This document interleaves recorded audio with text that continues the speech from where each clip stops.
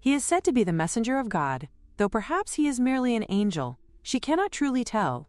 Everything happens so suddenly that her mind struggles to process it. A strange translucent system window opens before her eyes, informing her that she has been granted the opportunity to reincarnate. The message leaves her utterly bewildered, forcing a dreadful realization upon her. She wonders if she has truly died. Yet even amid that confusion, another thought surfaces within her heart. What about all the struggles she endured? What about the exhausting life she fought through every single day? Fragments of memories begin rushing back to her. She recalls someone shouting at her, demanding to know whether she was really planning to give up now after enduring so much. Another memory follows immediately after. She remembers hearing someone coldly remark that even a person without an academic background should at least be cautious while writing. If she could not handle the pressure, then she should simply admit it. There had even been people who openly declared that countless others could replace her at any time. For her, it had always been the same repetitive day.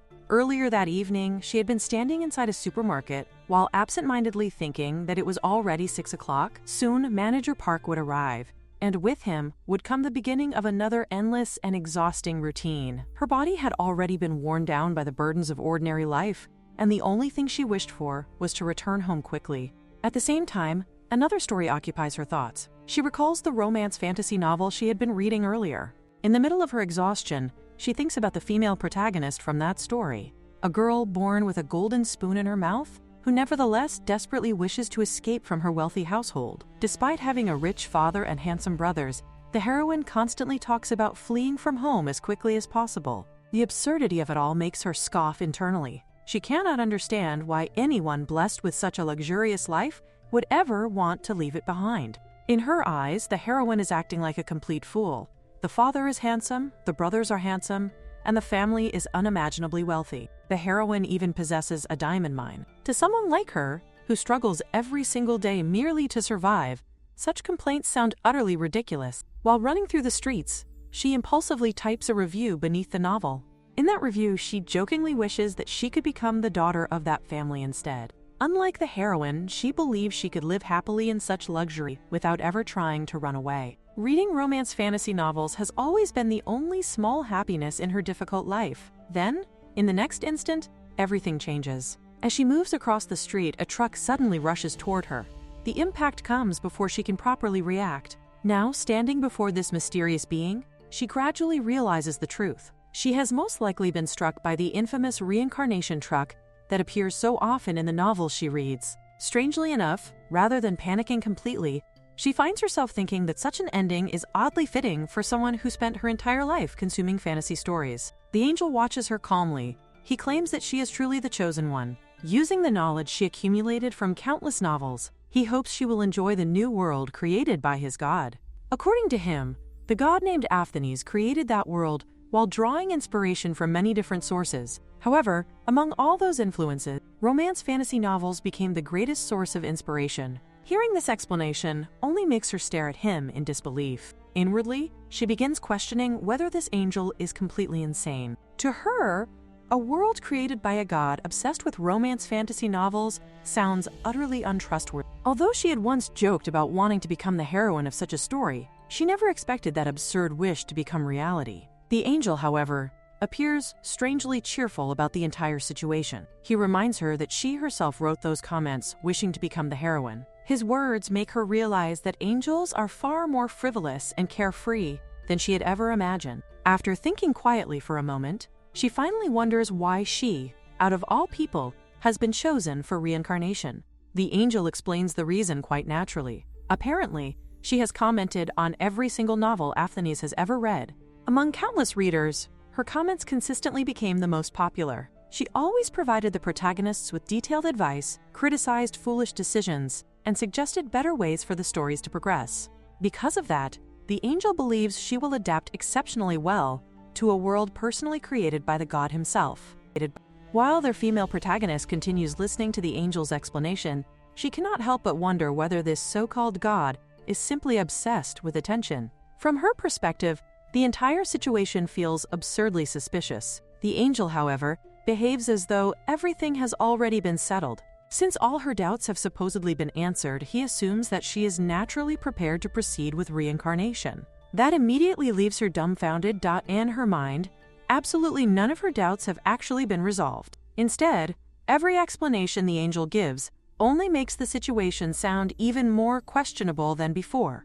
Yet despite her hesitation, she cannot deny one undeniable fact: she is already dead. At this point, there is truly nothing left for her to lose. Under normal circumstances, she would never trust such a ridiculous offer so easily. However, she is also someone who reads dozens of novels every single month. Because of that, countless terrible possibilities instantly begin flooding her imagination. She wonders what would happen if she were reincarnated into one of those awful, trashy novels she hates reading. What if she ended up becoming a villainess whose head gets chopped off within the first few chapters? Even worse, what if she became one of those pitiful, supporting characters who exist only to be used before quietly disappearing from the story altogether?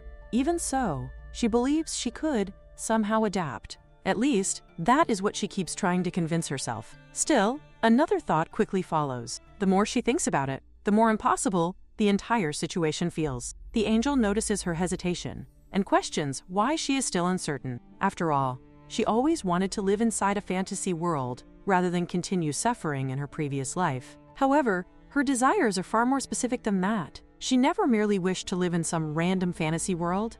Earlier, she clearly stated that she wanted to be reborn into a wealthy household with a golden spoon in her mouth, complete with a handsome father and handsome older brothers. In her mind, those elements are the very foundation of every proper romance fantasy novel. The angel appears slightly exasperated by her endless conditions. Even so, he eventually relents. If those are truly the circumstances she desires, then he claims he will arrange things accordingly.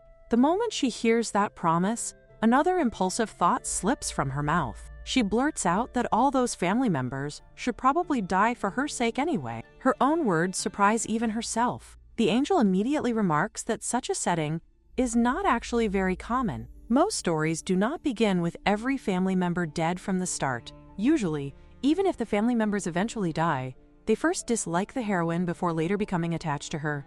He casually wonders whether she wants a beginning similar to those tragic stories where the entire family dies immediately. Realizing how horrifying her statement sounded, she hurriedly denies it in embarrassment. She insists that it was merely a slip of the tongue. In truth, she plans to do her best once she reincarnates. Satisfied with that answer, the angel finally declares that everything has now been decided. She is about to be reincarnated. Yet just before everything proceeds, another important realization strikes her. In most romance fantasy stories, the heroine usually possesses some kind of extraordinary special ability. Remembering that essential detail, she quickly brings it up. The angel quietly mutters that she truly has an endless number of demands. Still, he assures her not to worry. Not only will he grant her a special reincarnation, but he will also provide her with unique abilities perfectly suited for her. Hearing that promise fills her heart with excitement. A handsome father, handsome older brothers, wealth beyond imagination, and now special abilities as well. As she thinks about everything she is about to receive, she cannot help wondering whether this is finally compensation for all the hardship she endured throughout her miserable previous life. She knows she was never an especially good person. Nevertheless, she suffered endlessly while living. Perhaps now, at long last, fortune has finally chosen to smile upon her. Meanwhile, the angel's atmosphere suddenly changes. His voice lowers into something strangely dark and ominous as he quietly announces that the contract is now being established. He addresses her as a dear human, while an enormous rift begins opening behind him. The sudden mention of a contract immediately alarms her. Only then does she realize something extremely important. Contracts are supposed to involve equal exchange. There should always be some kind of price attached. Panic rapidly overtakes her thoughts. She hurriedly tells him to wait for a moment, but before she can fully stop the process, another terrifying realization dawns upon her. That angel was never truly an angel at all. He is the devil. The moment she recognizes the truth, she begins desperately shouting that she wants to cancel the contract immediately. However, the devil calmly informs her that the agreement has already been completed. Despair immediately floods her expression. Still clinging to the last fragment of hope, she quickly demands to know about her special abilities. If he truly tricked her about that as well, then she would rather die again than accept it. The devil merely smiles calmly before explaining that he gave her an ability perfectly suited for her. Then he reveals the horrifying truth. She is now the wife of his father. The scene abruptly shifts afterward. Inside a grand castle, someone can be seen painfully scrubbing the floor while tears stream endlessly down her face. That miserable figure is none other than their unfortunate female protagonist herself, crying bitterly while calling the devil a complete swindler. As she scrubs the floor, the female protagonist cannot help but curse the devil inwardly, thinking that he is truly evil and deceitful. She bitterly questions where the handsome father and loving older brother are, and where the luxurious golden spoon life she had imagined for herself has gone. Regret begins to creep into her mind, making her wonder if perhaps she should never have chosen reincarnation in the first place. Suddenly, heavy footsteps approach her. A man steps forward and coldly remarks that she is being lazy once again, adding that she resembles her useless mother far too much. His harsh words immediately make the female protagonist tremble in fear as she hurriedly apologizes. However, the man only grows more irritated, criticizing her for being unable to clean even a single hall properly. The female protagonist lowers her head and apologizes once more, addressing him respectfully as her uncle. Yet the man scoffs in disdain, accusing her of daring to pretend to be his true niece. Fear overtakes her completely, and she shakily corrects herself by calling him the Marquis instead. The Marquis coldly tells her to remember her place, cruelly adding that this is precisely why her father abandoned her. He even mocks her existence further by suggesting that she may not truly be the Duke's daughter at all. When she was first reborn into this world, everything had seemed perfect. The magnificent mansion, the luxurious surroundings, and the noble family had convinced her that she had finally been blessed with a fortunate life. Survival no longer appeared to be her greatest concern. In this new life, she believed there would finally be room for dreams, affection, and happiness. She had hoped to receive the kind of warm love and joyful ending usually reserved for the main characters of novels, and the excitement she felt back then had been overwhelming. However, reality proves to be nothing like her fantasies. At that moment, a sweet voice suddenly calls out to the Marquis, asking what he is doing there. The owner of the voice is a beautiful golden-haired girl named Caddy, the female protagonist's cousin. If this world truly resembles a novel, then Caddy is undoubtedly the heroine destined to stand at the center of everything. The true main character of this story is not the female protagonist herself. The Marquis immediately softens upon seeing Caddy and asks what she is doing there. Caddy gently tells him that he should not bully a child like this, causing the Marquis to praise her for being such a kind and caring girl who always worries about others. Caddy then reminds him that her birthday is approaching soon. The Marquis warmly explains that this is exactly why he is having the grand hall cleaned. Although Caddy modestly claims that her birthday party does not need such a large hall, the Marquis lovingly insists that his precious daughter deserves the very best and that he could never put in only minimal effort for her special day.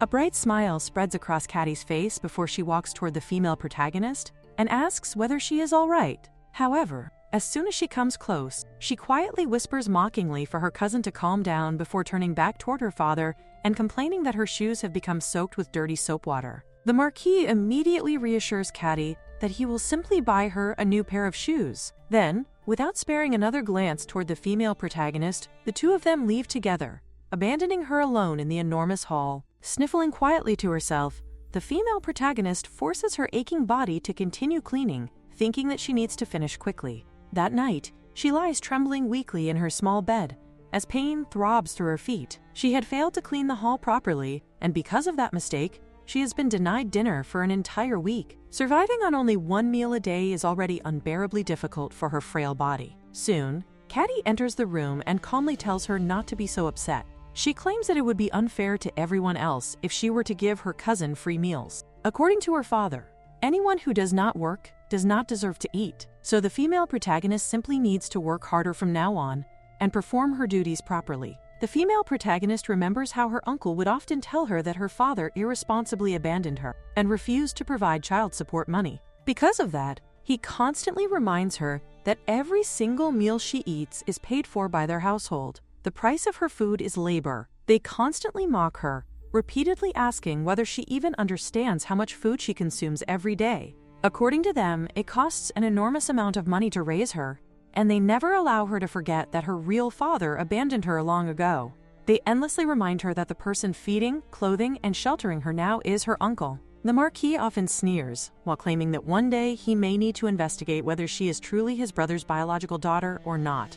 Every time he says such things, amusement fills his expression, especially when he points out that she cannot even use dark energy like the rest of the family. To him, that alone is proof enough that something is wrong with her existence. Hearing those cruel remarks over and over again makes the female protagonist feel as though she truly has been abandoned by fate itself. She had once believed that she would inherit everything connected to her father's noble bloodline, the luxurious golden spoon life, the powerful dark energy passed down through generations, and the affection shared within such an influential family. She had thought she could finally have everything she lacked in her previous life. Yet reality crushes those dreams mercilessly. Still, she repeatedly tells herself that it is not a big deal. However, no matter how many times she tries to suppress her emotions, tears continue slipping down her cheeks uncontrollably. There is no cold medicine in this world, and her young body is already far too weak to endure such constant suffering. Even so, she stubbornly forces herself to stay strong. No matter how unfair this world may be, she refuses to die like this. Deep within her heart, she swears that she will survive somehow in this hopeless, zero-point world. The next morning, the mansion is overflowing with celebration as guests gather for Caddy's birthday party. Everyone enthusiastically congratulates her, praising her beauty despite her young age. The luxurious dress she wears is so extravagant and elegant that the female protagonist cannot even comprehend it as something meant for a child. The Marquis clearly adores Caddy beyond measure. For her birthday, he gifts her an incredibly expensive gown, stunning everyone present. Soon whispers begin spreading among the guests as they quietly remark that the dress alone probably costs as much as an entire mansion. Some even mention that he buys her dresses of that level every single year. Hearing those conversations only deepens the female protagonist's loneliness. Watching Caddy being showered with endless love and affection makes her painfully aware that compared to her cousin, she is truly nothing within this household. Suddenly, Caddy accidentally steps onto something dirty. Immediately, the Marquis furiously turns toward the female protagonist and demands to know why she is merely standing there, staring blankly. He orders her to hurry and wipe it away at once. The female protagonist quickly looks around, preparing to obey, but soon notices that none of the other servants move to assist her. She instantly realizes that it must have been the Marquis's direct order for nobody to help her. Meanwhile, the Marquis continues yelling at her angrily, demanding to know whether she intends to disobey him once again. He cruelly reminds her that being starved for an entire week apparently was not enough punishment for her attitude. Then he coldly asks whether she would prefer to be whipped instead. Hearing those threats causes Caddy to quietly snicker beside him. The female protagonist lowers her head and tells herself that this humiliation is nothing special anymore.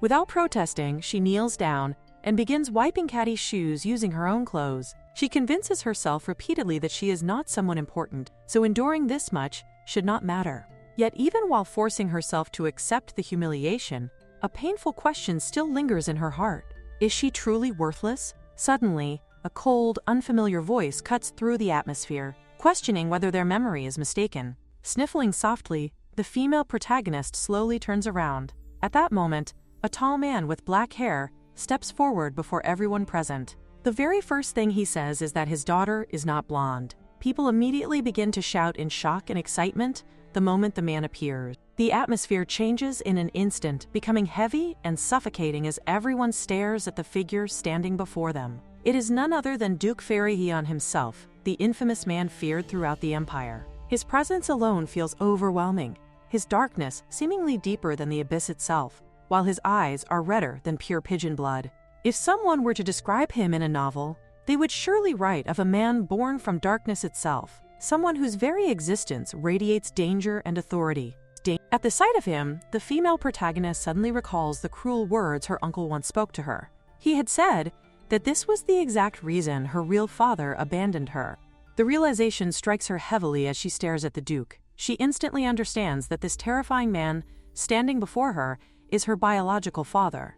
The Marquis quickly approaches the Duke and questions why he is here when he was supposed to remain on the Western Front. The Duke calmly replies that matters there are already over. The Marquis immediately responds that the war obviously cannot be completely finished yet, but the Duke coldly remarks that the situation has become troublesome enough for him to personally handle even insignificant matters himself.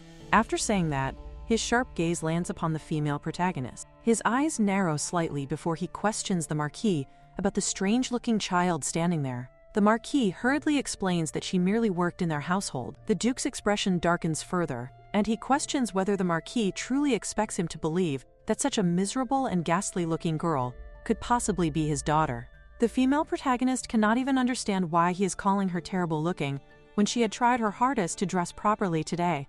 Even so, she gathers all the courage she has left and desperately asks him to take her with him. The Duke merely stares down at her silently. With hesitation filling her voice, she explains that she has not been able to wash herself properly, which is why she currently looks this way. She hurriedly continues speaking, desperately trying to convince him that she can still be useful. She explains that she is very skilled at cooking and cleaning, and that she can earn her own keep without causing any trouble. She even promises that she will shine his shoes every single day until they gleam brightly. As she speaks, tears begin falling uncontrollably from her eyes because she truly does not wish to remain in this place any longer. In a trembling voice, she admits that she wants to go home. The Duke quietly mutters that the situation is unbelievable. However, the female protagonist suddenly bursts out crying louder than before. She loudly declares that he is her father, just like how Katie has her own father by her side. Her voice shakes violently as she continues sobbing, desperately pleading for him to take her home with him. After sniffling for some time, she cautiously peeks upward, only to suddenly feel herself being lifted from the ground. Confusion immediately overtakes her as she lets out a startled cry. The Duke glares at her with cold eyes before casually informing his subordinate that they are leaving. The female protagonist can hardly process what is happening. Everything feels unreal, yet overwhelming happiness quickly begins filling her heart. She realizes that she is finally escaping this horrible place. Just a few more steps, and she will truly be free. Afraid that this moment may disappear like a dream, she tightly clutches onto the Duke's clothes and silently begs him not to leave her behind. Meanwhile, Katie's appearance becomes completely miserable. Her expensive dress is now torn apart, and the Marquis angrily shouts toward the Duke. The female protagonist wonders if the Duke had been the one responsible for ruining the dress, but she cannot even begin to understand how he managed to do it. The Duke merely turns away indifferently before coldly questioning the Marquis about whether he has completely lost his judgment. His voice carries clear contempt as he remarks that a person should only remain greedy for things that truly belong to them. The female protagonist notices something strange afterward. Despite the Duke's harsh words, the Marquis says nothing in return. Instead of reacting angrily, he remains silent, as though burdened by guilt over something he has done. Soon the entire scene shifts away from the tense atmosphere of the mansion and moves toward a breathtakingly beautiful place. Our female protagonist slowly opens her eyes and stares blankly at the ceiling for a moment, wondering what time it might be. The room is quiet and peaceful, something she is still not completely used to. Suddenly, a maid enters the room and asks if she is finally awake. The female protagonist quickly replies that she is awake before politely greeting the maid good morning. As she speaks, she notices once again that the maid's expression remains completely emotionless. None of the servants in this mansion ever seem to display much emotion, and she still cannot decide whether that makes the atmosphere comforting or unsettling. It has already been 10 days since she arrived at the Duke's mansion. As she slowly moves her body, she realizes that her legs no longer hurt anymore. In fact, her recovery has been unbelievably fast. Not only have her injuries healed, but her overall condition is actually much better than before she was ever hurt. Her body feels healthier and stronger than it ever has in her life. However, during these 10 entire days, she has not seen the Duke even once. Not that she particularly misses him or anything. The moment that thought appears in her head, she immediately denies it internally. She convinces herself that she is only thinking such things because she is finally warm and well-fed. No one in this place beats her, and she no longer has to endure endless starvation. For the first time in her life, she can sleep peacefully without fear. She truly wants to remain here. But in order to continue staying in this mansion, she believes she must properly earn her place. At the same time, she also realizes that she needs to figure out what kind of person the Duke truly is. Justice, kindness, protection, and peace are words that absolutely do not suit him at first glance. Instead, he feels far more like a terrifying villain. Still, from her experience, as someone who has read countless novels, she knows there are two kinds of villain. The first type consists of disgusting people who deserve nothing less than a brutal beating, just like the Marquis. Then, there is the second type. The Duke undoubtedly belongs to that category. Although he is feared as a tyrant and treated like a villain within the story, he is not actually a bad person deep down. Judging from the way events are unfolding, She is almost certain of it. The gamble she took that day had been an enormous risk, yet somehow she won. At least, that is what she wants to believe. Still, in order to truly understand what kind of person the Duke is, she first decides that she needs to carefully observe the situation around her. The scene then shifts toward the maids speaking to her while she insists on helping with the work around the mansion. The maids repeatedly tell her that there is no need for her to do such things, but the female protagonist stubbornly refuses to listen. She insists that she has to work while carefully cleaning the windows herself. As she continues wiping the glass, she explains that she must earn her keep if she wishes to continue staying here. After all, everyone agreed that she would work in exchange for being allowed to remain inside the mansion. Her words immediately shock the maids. The servants exchange confused looks before explaining that there must have been some kind of misunderstanding. They tell her that she is the Duke's younger daughter, meaning she would never be expected to work like an ordinary servant. However, the female protagonist calmly replies that if she were truly considered the young daughter of this household, then she would have been living here from the beginning. Instead, she had been abandoned by both her mother and father. An abandoned child could never truly be considered a real child anymore. The maids hurriedly attempt to explain the circumstances behind everything, but before they can continue, another voice suddenly interrupts them. The Duke himself appears. His cold gaze immediately falls upon her as he asks what exactly she is doing there. The female protagonist becomes startled upon seeing him. Internally, she wonders why he has returned home so early today. Even so, she quickly answers that she is simply cleaning because she is good at it. Her response immediately causes the Duke to frown deeply. He coldly questions who told her to waste time doing something so pointless. The female protagonist hurriedly explains that she had promised to earn her stay. The moment those words leave her mouth, the Duke suddenly lifts her into his arms with ease. She stiffens in shock. As he looks at her closely, he comments that she is still nothing but skin and bones. His words immediately make her nervous, and for a brief moment, she wonders if he intends to throw her out just like this. However, contrary to her fears, she is instead carried toward an enormous dining area where a lavish and beautiful meal has already been prepared before her. The table is filled with luxurious dishes she has never even seen before in her life. Then, while looking directly at her, the Duke coldly states that he will say it once again for her to properly understand. Our female protagonist begins eating quietly, trying her best to appear calm in front of the Duke. However, midway through the meal, she suddenly stops moving her utensils. The subtle action immediately catches the Duke's attention, causing him to question why she is no longer continuing her meal and whether there is something she cannot eat. Internally, panic completely overwhelms her. She desperately thinks that she truly cannot continue anymore. Her stomach already feels painfully full, almost as if it is about to burst. Yet despite that, fear continues to pressure her from within. She knows very well that refusing food in this place might create another troublesome situation.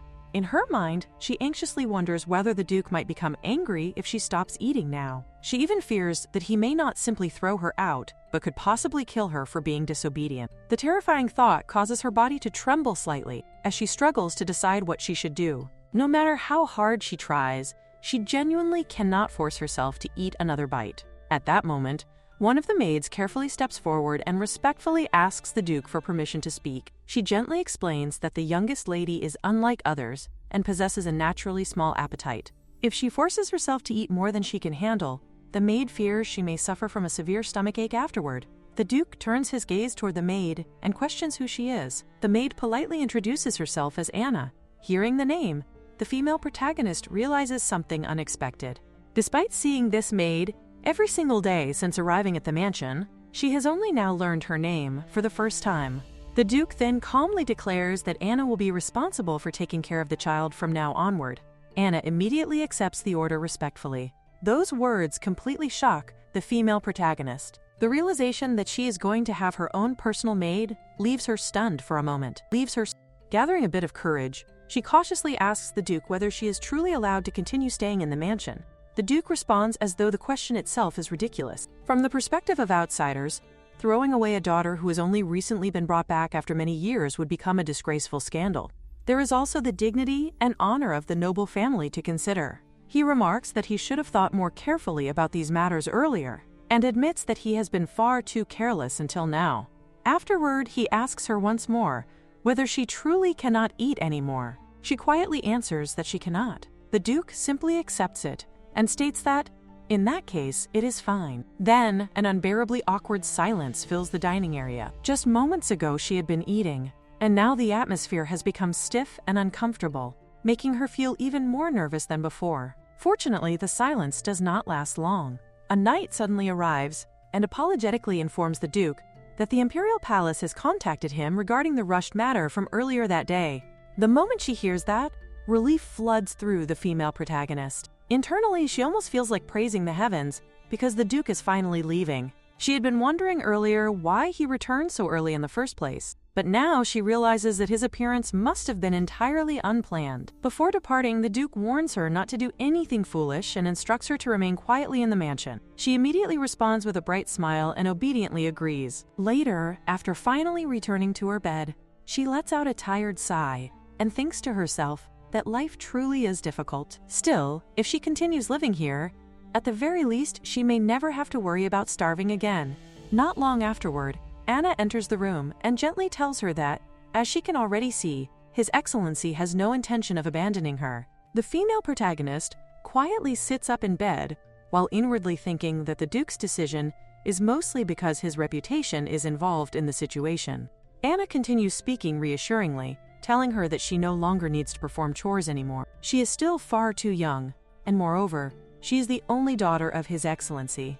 Anna urges her to rest comfortably without anxiety and simply try to be happy. Hearing such sincere words makes the female protagonist wonder whether she truly appears that anxious in front of everyone. At that moment, another maid softly joins the conversation and agrees with Anna's words. She comments that with such a small and fragile body, the young lady must have suffered greatly from nightmares and painful injury. The maid kindly tells her that if she ever feels sick or uncomfortable, she should not endure it alone in silence and must inform them immediately instead. Our female protagonist slowly looks up at the maids before hesitantly asking whether they were truly worried about her. One of the maids immediately answers that, of course, they were worried about her. Anna then remarks that such concern should have been obvious from the beginning. However, the female protagonist quietly explains that none of them used to speak much before. Whenever she tried talking to them, everyone always appeared reluctant to answer her properly. Because of that, she had started believing that they all disliked her. Hearing those words, Anna gently asks whether she would actually like to talk with them more openly. Without hesitation, the female protagonist replies that she would. That answer causes one of the maids to suddenly comment that the youngest lady is truly different from the other young masters. Nancy quickly agrees with the statement, saying that the female protagonist is simply like a normal child. The moment those words leave Nancy's mouth, another maid immediately nudges her from the side, as if warning her not to continue speaking carelessly. Realizing what she has said, Nancy hurriedly apologizes. Meanwhile, the female protagonist quietly thinks to herself that ever since she reincarnated, she has never actually been an ordinary child at all. Still, she calmly tells Nancy that it is all right because she personally likes plain and normal things. Deep inside, however, she feels strangely relieved. This warmth, this awkward yet lively atmosphere is the very first time since arriving in this world that she truly feels the presence and energy of living people around her. Although the situation still feels slightly unfamiliar and awkward, she finds that she does not dislike it at all. The next day, her thoughts once again drift toward the words, the only daughter of the family. She quietly wonders whether merely living together under the same roof can truly be called being a family. According to Anna, if she really is the Duke's biological daughter, then she should not feel this insecure all the time. However, cruel whispers she heard in the past continue echoing inside her mind. People had always said that it was obvious her mother had given birth to an illegitimate child. That mother is someone she has never even seen before, despite hearing about her throughout her entire life. More than anything else, there is absolutely no resemblance between her and the Duke. The Duke possesses jet black hair darker than night itself, and blood-red eyes that radiate an overwhelming sharpness. His face is so refined and cold that it resembles a perfectly forged sword. In complete contrast, she has long silver hair that softly flows down like moonlight, along with crystal-clear blue eyes that resemble shining gemstones. Anyone who looks at her would only see an innocent and delicate child. There is not even the slightest similarity between them. If the Marquis's words turn out to be true, and she really is an illegitimate child, then things may not end with her simply being thrown out of the mansion. At least, that is what her romance fantasy instincts continue screaming at her. Because of that, if she truly wishes to survive, then she must work hard to become a real daughter in the Duke's eyes. If she manages to earn his affection while he raises her, then perhaps even after discovering the truth, he may spare her life instead of killing her. After reaching that conclusion, she begins seriously wondering what she should do next. Fortunately, she is someone who has read over 3,000 romance fantasy novels in her previous life. As a professional romance fantasy reader, she firmly believes that knowledge from countless stories must surely be useful in moments like this. Soon afterward, the scene shifts to her standing nervously in front of a massive door. She repeatedly encourages herself internally, telling herself that she can do this. After all, romance fantasy heroines are always brave and courageous. Her plan is simple. She intends to count to 10 before entering confidently. However, before she can even begin counting properly, the large door suddenly opens on its own. The Duke's knight calmly informs her that His Grace has called for her to enter. The unexpected situation immediately causes her to panic internally. She cannot help wondering how the Duke somehow knew she had been hesitating outside the room in fear. Once she steps inside, she notices the Duke sitting calmly upon a luxurious sofa.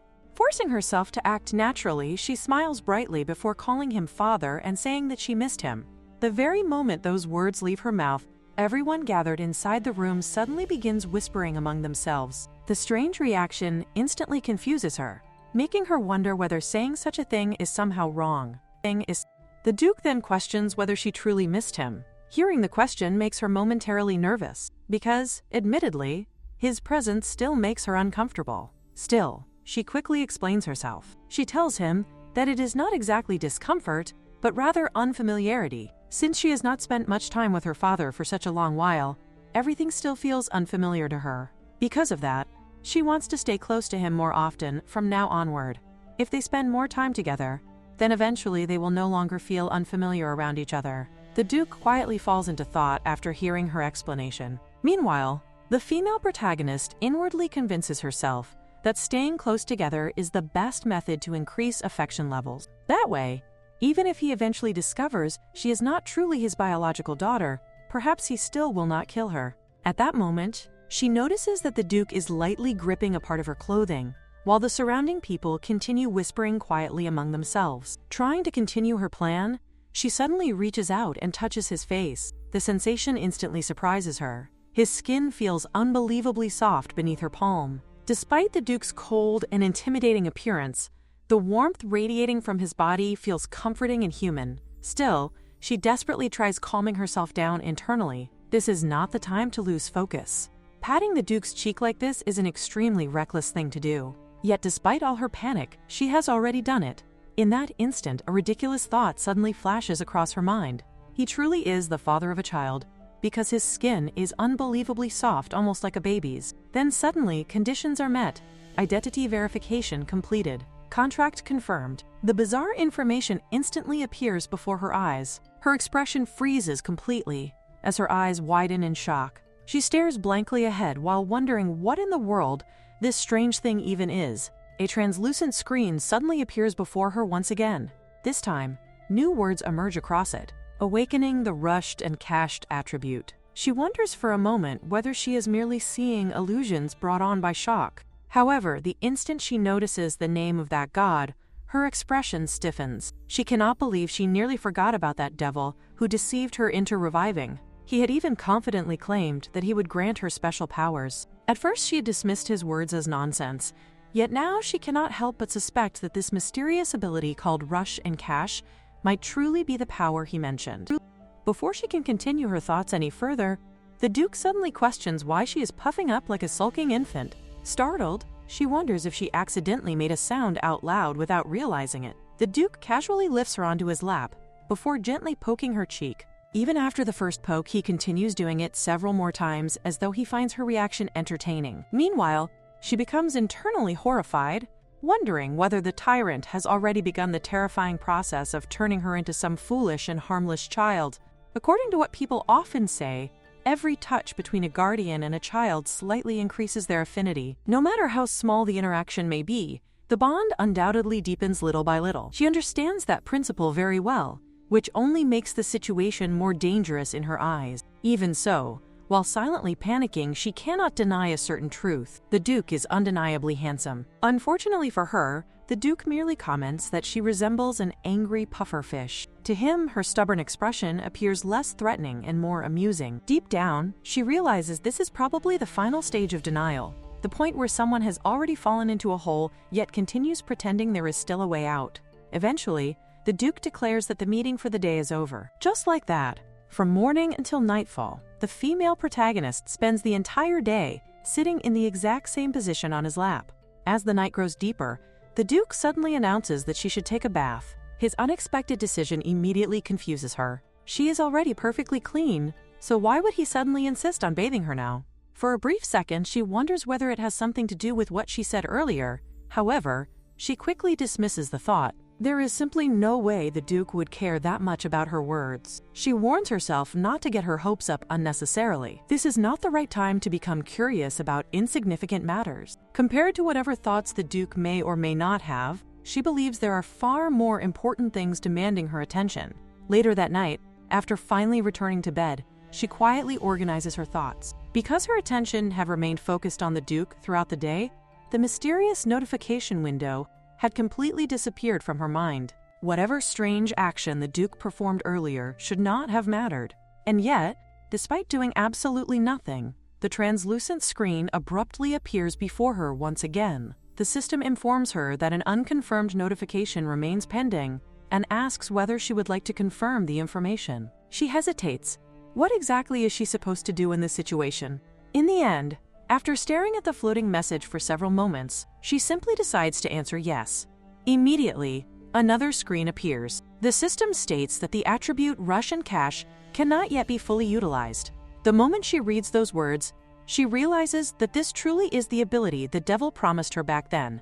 The condition itself seems absurdly simple, but she never expected it would take such a long time before activation. For a moment, suspicion fills her mind again. If this entire thing were actually a scam, then she would have spent all this time suffering for absolutely nothing. Restlessness consumes her thoughts. Still, she cannot deny that the condition itself is far from easy. In fact, she begins suspecting that the requirement may somehow be connected to the Duke himself. Considering her current situation, it almost feels like a power specifically designed for her circumstances. The system calmly tells her that it hopes she will use the ability wisely. More information soon follows. Attribute level F. Attribute effect. Scanned and summoned romantic fantasy novels previously read by the user. While using cache, filtering will occur randomly. The overwhelming amount of information leaves her utterly confused. Even so, excitement slowly begins replacing her confusion. If she can truly access abilities from all those romantic fantasy novels she once read, then survival itself will no longer be a problem. Perhaps she could even conquer the entire world using such powers. Compared to her humiliating past life, this ability feels like the beginning of an entirely different future. At the same time, another question immediately surfaces in her mind. What exactly are cache and summoning medium supposed to mean? As though responding directly to her curiosity, the screen flickers once more before displaying a brand new message. A new mission has been assigned. Her task is to prove her worth. Then the system coldly asks whether she truly believes receiving such an ability is something worth celebrating. After all, the world inside a romantic fantasy novel is nowhere near as easy as it appears.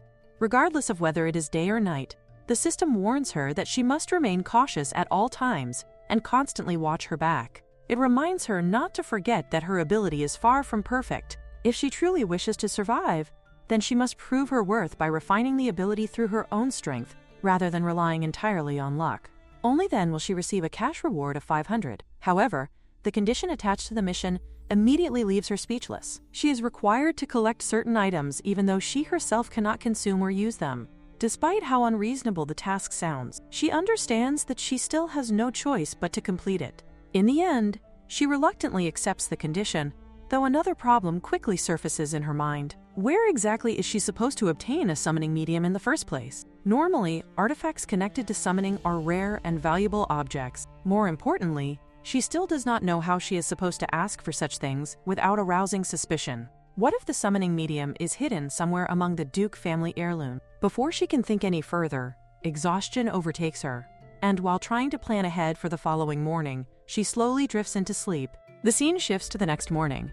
One of the maids gently asks whether she has caught a cold because she appears strangely restless upon waking up. Still half asleep, she quietly asks if Anna was the one who tucked her into bed the previous night. Anna immediately denies it, explaining that none of the maids are allowed to enter the room while the little miss is sleeping. Hearing that answer leaves her momentarily confused. If that is the case, then did she somehow tuck herself in without remembering it? Even while wondering about the mystery, she politely greets all the maids with a soft good morning, and each of them warmly returns the greeting. Soon afterward, they begin preparing her for the day. As the maids dress her, she cannot help admiring the countless sparkling accessories surrounding her. Everything looks elegant, luxurious, and dazzling beyond imagination. Anna happily remarks that the decorations perfectly match the color of the little Miss's eyes, before asking whether she would also like hair clips, because they would certainly make her look even cuter. She quietly comments that all of these items look extremely expensive, but Nancy immediately protests against such thoughts. According to her, the little miss may use these treasures whenever she wishes. Even if the objects are far more precious than gold, nothing matters as long as she herself is satisfied. Their words leave the female protagonist internally stunned. Inside the Duke's mansion, there must truly be entire rooms dedicated solely to storing glittering treasures. The maids casually confirm her assumption, explaining that back at the Duke Territory's fortress, there are even more countless treasure rooms. Hearing that immediately sparks her curiosity, and she asks whether she may someday visit them. The maids naturally agree without hesitation. At first, she becomes excited at the possibility of visiting the greatest treasure room within the estate, believing it may contain the summoned artifacts she desperately seeks. However, painful memories suddenly surface in her mind. Back when she was with Katie, even approaching luxurious places like that used to make her body instinctively tense with fear. The lingering trauma still remains, and she wonders whether she can truly look at such wealth without feeling uncomfortable again. While she is lost in thought, she notices the strange expressions on the maids' faces. Before she can question it, Nancy suddenly hugs her tightly and tells her not to force herself so much. The maid gently reminds her that the little miss is still small and only a child. Hearing such concern directed toward her leaves the female protagonist momentarily speechless. She quietly insists that she is truly fine, especially because she now has these older sisters constantly worrying about her well-being. The moment she says that, the maids become emotional and begin hugging her one after another. Surrounded by unexpected warmth, she realizes that this is the very first time in her entire life that she has experienced affection like this. To her surprise, the feeling is not unpleasant at all. In fact, it feels comforting. The maids then proudly declare that the very first magnificent place the little miss sees within the Duke's residence should naturally be the holy sanctuary itself. Anna further explains that compared to the Duke family's wealth, the treasure rooms belonging to ordinary marquises are insignificant. Since the little miss is related to the Duke, she naturally possesses the right to freely enter and leave many areas of the estate, though official permission from the Duke must still be obtained beforehand. Internally, she decides that this arrangement is acceptable, because she only needs to confirm whether any summoned artifacts truly exist among the treasures. However, just as she organizes her thoughts, someone suddenly enters the room and announces that the Duke has invited her to breakfast. The abrupt invitation immediately leaves her wondering why he is suddenly calling for her now. She once again forces herself to continue eating, despite the growing feeling that she might become sick at any moment. However, the instant her eyes meet her father's, she realizes that avoiding him forever is impossible. She knows she must slowly grow accustomed to the Duke as well, so with the brightest smile she can manage, she thanks him for the meal and tells him to enjoy his food too. Yet no response comes from him, and the silence leaves her slightly awkward as she quietly returns to eating. While she focuses on her meal, the Duke continues watching her in silence, his gaze settling on the way she happily finishes her pudding. The moment she empties the dish, he unexpectedly pushes his own pudding toward her and tells her to eat it instead. She had assumed he was merely ignoring her earlier, but now she begins wondering whether it would truly be too much to ask him for something more. Before she can stop herself, she scoops up a spoonful and eats it. The simple act leaves her strangely emotional, making her wonder whether she has ever truly experienced having a father before. The scene shifts to the Duke staring at her once more, his expression unreadable as he questions why she is not clinging to him. His words leave her utterly baffled, and before she can even understand what he means, he suddenly pulls her closer and wraps his arms around her. That alone already feels unusual enough, but as she reflects on the situation more carefully, she realizes something even stranger. Normally, by the time she wakes up, he would already have left the estate for work. Yet today, he remains here, almost as though he intentionally waited for her. She cannot understand what exactly he is trying to say or do, and her confusion only deepens when she finds herself seated on his lap while he calmly continues working through piles of documents. Gradually, she begins suspecting the reason behind his behavior. Since she previously claimed that she disliked unfamiliar things and preferred sticking close to him like glue, perhaps he is genuinely trying to accommodate her. Still, it is not as though he is treating her badly. He even gave her his pudding earlier. Everything about the situation feels excessively overwhelming, and although she reassures herself that things are proceeding according to plan, she knows she must continue enduring it. Even so, she cannot understand why she feels so embarrassingly flustered by all of this. Turning her face away, she desperately reminds herself that now is not the time to lose focus. She still has to locate the mediator, and that objective remains her priority. When the Duke notices her strange behavior and asks what is wrong,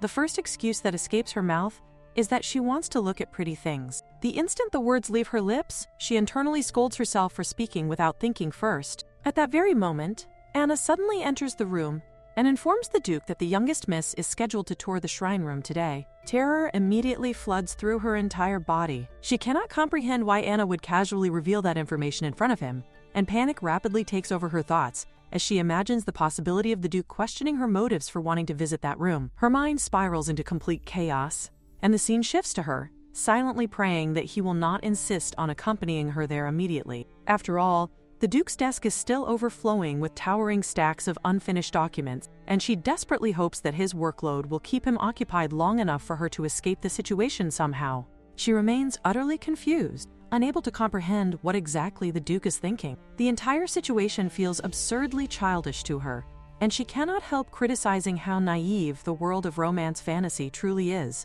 Whether awake or asleep, she constantly reminds herself to stay alert against unexpected dangers and never let her guard down. Even so, another troubling thought suddenly crosses her mind as she wonders if, by some impossible chance, the Duke might actually be a good villain rather than the terrifying monster she originally believed him to be. Soon afterward, they finally arrive at the shrine room, and the moment she steps inside, her eyes widen in amazement. Although it is referred to as a shrine room, the place resembles a vast treasury overflowing with countless relics and artifacts. Yet these are not ordinary treasures. Judging from their appearance, many of them seem more like spoils of war collected throughout countless battles. As she carefully examines the room, she notices ancient weapons, darts, and shelves lined with valuable books. While every book present appears precious, none of them seem to be the one she is searching for. Then, without warning, her gaze suddenly freezes on a single book resting among the others. Instantly, she recalls the notification window addressing her as Dear Reader, along with its explanation that Rush and Carrie had been prepared as the perfect ability for their chosen reader. The realization strikes her immediately, and she becomes convinced that the book belongs to her father. Unable to suppress her curiosity any longer, she asks the Duke about the mysterious book. He calmly explains that it is a sealed book. His answer immediately fills her with anxiety, because even if it contains a demon, she cannot imagine how something like that could truly remain sealed forever. Before her thoughts spiral further, the Duke's right-hand man gently reassures her that there is no need to be afraid, since nothing is currently sealed inside the book. Although she outwardly insists that she is fine, internally she panics at the possibility that the Duke may have mistaken her fear for childish fright. Trying to hide her unease, she questions why the book is stored in such a sacred place if it is empty. The Duke explains that the sealed book is considered the founding Duke's most valuable treasure. Hearing that immediately sparks her interest, and she responds with fascination, marveling at how ancient the artifact must be, before politely asking whether she may touch it once. However, the Duke gives her absolutely no response. The silence instantly makes her heart sink, as she wonders if her ability has failed to affect him after all. Sensing the awkward atmosphere, the Duke's aide comments that the Duke likely refused only because the book's condition has deteriorated over time and must be handled carefully. Even so, she cannot shake her disappointment, and after quickly assessing the situation, she decides that making a strategic retreat for today might be the safest option. Yet just as she prepares to withdraw, another system window abruptly appears before her eyes, announcing an unexpected quest titled Best Filial Piety. The system congratulates her for successfully discovering the mediator, praising her surprisingly sharp senses, but it also mockingly questions whether she truly intends to retreat after coming this far. It declares that mountains exist to be climbed and seas exist to be crossed, leaving her internally fuming at how unreasonable the system sounds. In her opinion, blindly risking her life is not bravery, but stupidity, and people are supposed to act cautiously. Worse still, she has absolutely no idea how she is supposed to complete such a quest in the first place. However, her panic deepens when she reads the penalties. Refusing the quest results in the forfeiture of her life, and failing the quest also results in the forfeiture of her life. The wording terrifies her so much that she briefly wonders whether forfeiting her life might secretly mean something less extreme, though she knows deep down that the system is probably being literal. Left with no alternative, she internally cries out in despair because either choice seems destined to kill her. At that moment, another notification appears announcing that a hint has been activated. Although she has no idea what the hint could possibly be, she convinces herself that any guidance is better than nothing. Since accepting the quest activates additional benefits while the mission remains active, she decides she must somehow obtain the book no matter what. She finally turns toward the Duke and asks the system to provide her with a hint and possible choices at the same time.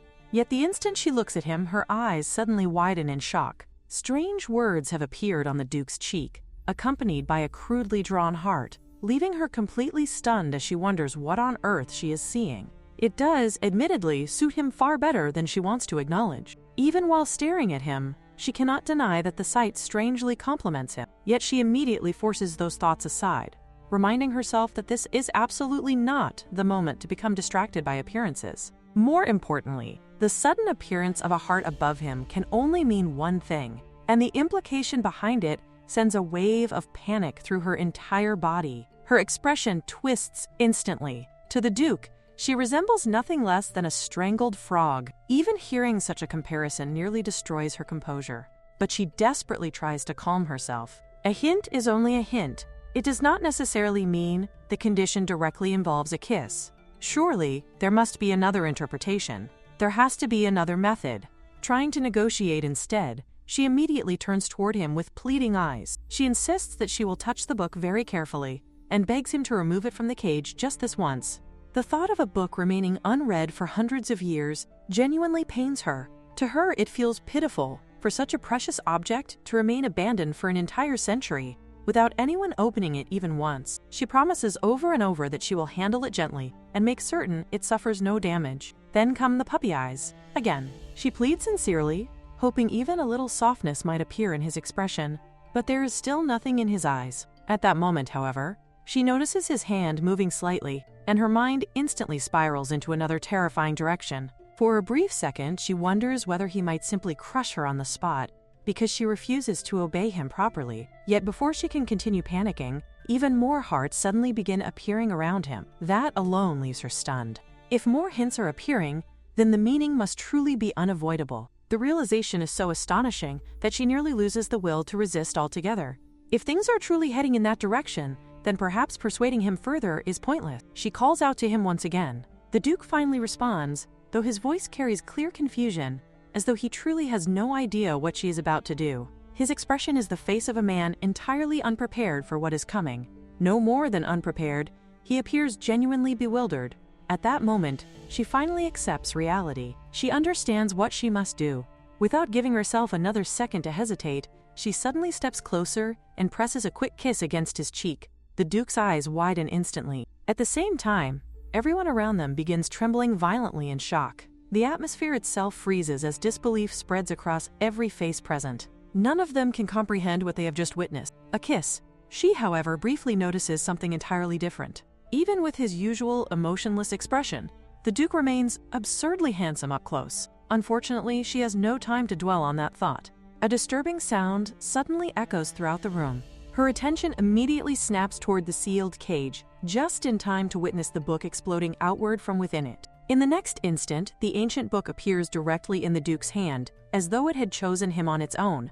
Naturally, she reaches toward it immediately, intending to take it from him at once. The Duke, however, has absolutely no intention of surrendering it so easily. At first, she assumes he is merely teasing her, perhaps intending to play around with her frustration, but his expression soon reveals otherwise. He carefully examines the book, clearly judging whether it poses any danger. Even if nothing currently remains sealed inside, it is still an object that had once been bound under powerful restrictions. There is no telling what kind of lingering residue or hidden threat may still remain within its pages. Only then does she realize something unexpected. He is worried about her. The reason he refused to remove the book earlier was not because he feared damage to the heirloom itself. Rather, he believed she might be endangered by it. That realization alone nearly catches her off guard. Meanwhile, the knight beside them hurriedly explains that, regardless of the circumstances, the book is still an heirloom, tied directly to the history of the ducal household and one of the founding duke's greatest treasures. If the youngest miss were to touch it carelessly and accidentally rip it apart, before the man can even finish speaking, the duke quietly turns his gaze toward him. The single question he asks immediately silences the knight completely. The duke simply wonders whether the book belongs to that knight. The man falls silent at once. Not another word leaves his mouth. Meanwhile, she happily praises the duke, calling him the best. The duke, still holding the book firmly away from her reach, questions exactly what she means by the best, but she barely cares about answering properly anymore. At this point, she only wants him to hand over the book already. Yet once again, more hearts begin appearing. The sight irritates her so much that she internally swears that if she ever catches that demon responsible for these ridiculous hints, she is personally going to kill it with her own hands. Unable to stop herself anymore, she leans forward once again and presses another kiss against the duke's cheek. Internally, however, her thoughts remain anything but calm. She wonders whether he is actually happy because of his daughter, and whether this is what people mean when they talk about a foolish father completely devoted to his child. Yet when she carefully studies his expression, it does not appear relaxed at all. If anything, his gaze seems even heavier and more difficult to read than before. Still, despite the strange atmosphere surrounding him, she has successfully obtained the book. The moment her fingers touch its surface, multiple notifications immediately appear before her eyes. She receives confirmation that she has obtained the mediator and successfully completed the Prove Your Worth quest. At the same time, another notification informs her that she has also completed the Best Filler of Pity quest. As rewards, she receives 500 cash along with 5,000 cash dot tickets. Most importantly, she has successfully escaped the possibility of forfeiting her life. On top of that, additional notifications continue appearing one after another. The Viscount, who serves as the Duke's closest and most trusted right-hand man, has been moved by her actions. The chief butler now respects her. A group of senior maids has begun viewing her favorably, and even the duchy itself acknowledges her presence more positively than before. Her influence within the duchy has risen slightly, earning her another 500 cash reward. This immediately makes her curious. If emotional reactions from others can produce rewards, then perhaps gaining affection, respect, or admiration from people truly converts directly into cash. What she cannot understand, however, is why they all seem so moved and respectful toward her in the first place. Furthermore, the system notifies her that the Duke, the primary target of her persuasion, has reached the highest possible level of certification, resulting in additional bonus rewards being granted. Before she can properly organize her thoughts, the Duke asks whether she is finished looking around. She quickly replies that she is, and with that, he naturally begins leading her away. Even while walking beside him, she continues thinking about the newest notification she has not yet checked. More than anything else, she desperately wants to return to her room so she can inspect the cash rewards, examine the bonus tickets, and finally use her ability on the mysterious book to determine whether it is truly genuine. Meanwhile, elsewhere within the duchy, a far more serious conversation is taking place. Reports begin arriving regarding the Mana Stone mining project launched by the Marquis. According to the gathered information, investors are flooding toward the business at an alarming rate. However, something about the entire situation feels deeply suspicious. Rumors have already spread that even the duchy itself invested in the project. In fact, the matter has become so widely discussed that it can no longer truly be considered a mere rumor anymore. The only reason the matter was investigated at all is because the Duke had previously ordered his subordinates to keep a close eye on the Marquis' movement. Otherwise, they likely would have dismissed the drunken statement entirely. Supposedly,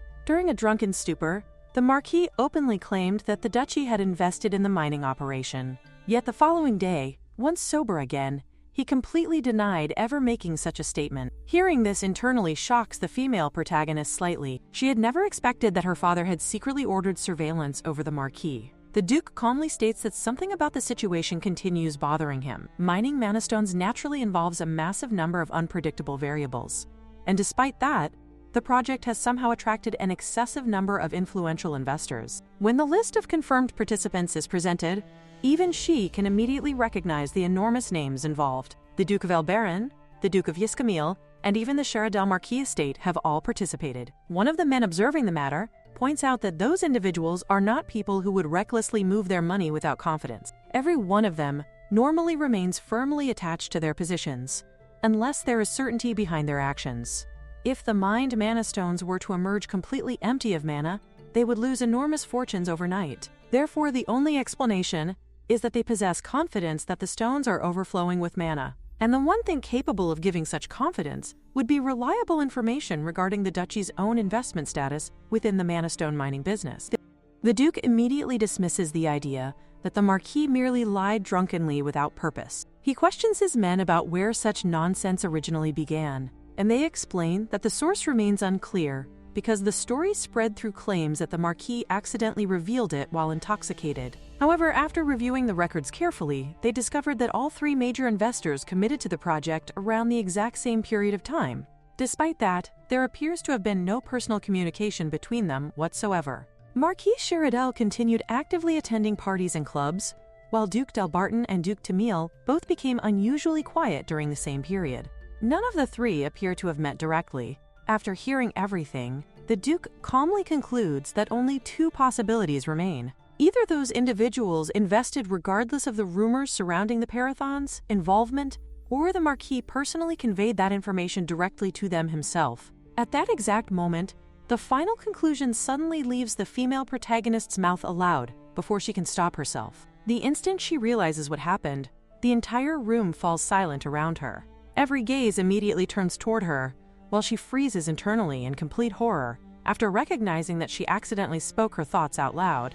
The Duke's eyes widen in visible shock, yet before anyone can utter a single word, she hurriedly explains that those are the exact words her uncle always says. When the Duke questions whether she is referring to the Marquise Slyanka, she immediately confirms it with innocent certainty. She explains that she once sees her uncle speaking privately with a man dressed in extremely luxurious clothing, and during that meeting, her father's investment is mentioned repeatedly. In her childish understanding, she assumes that the adults would never suspect a young child of inventing such a story on the spot.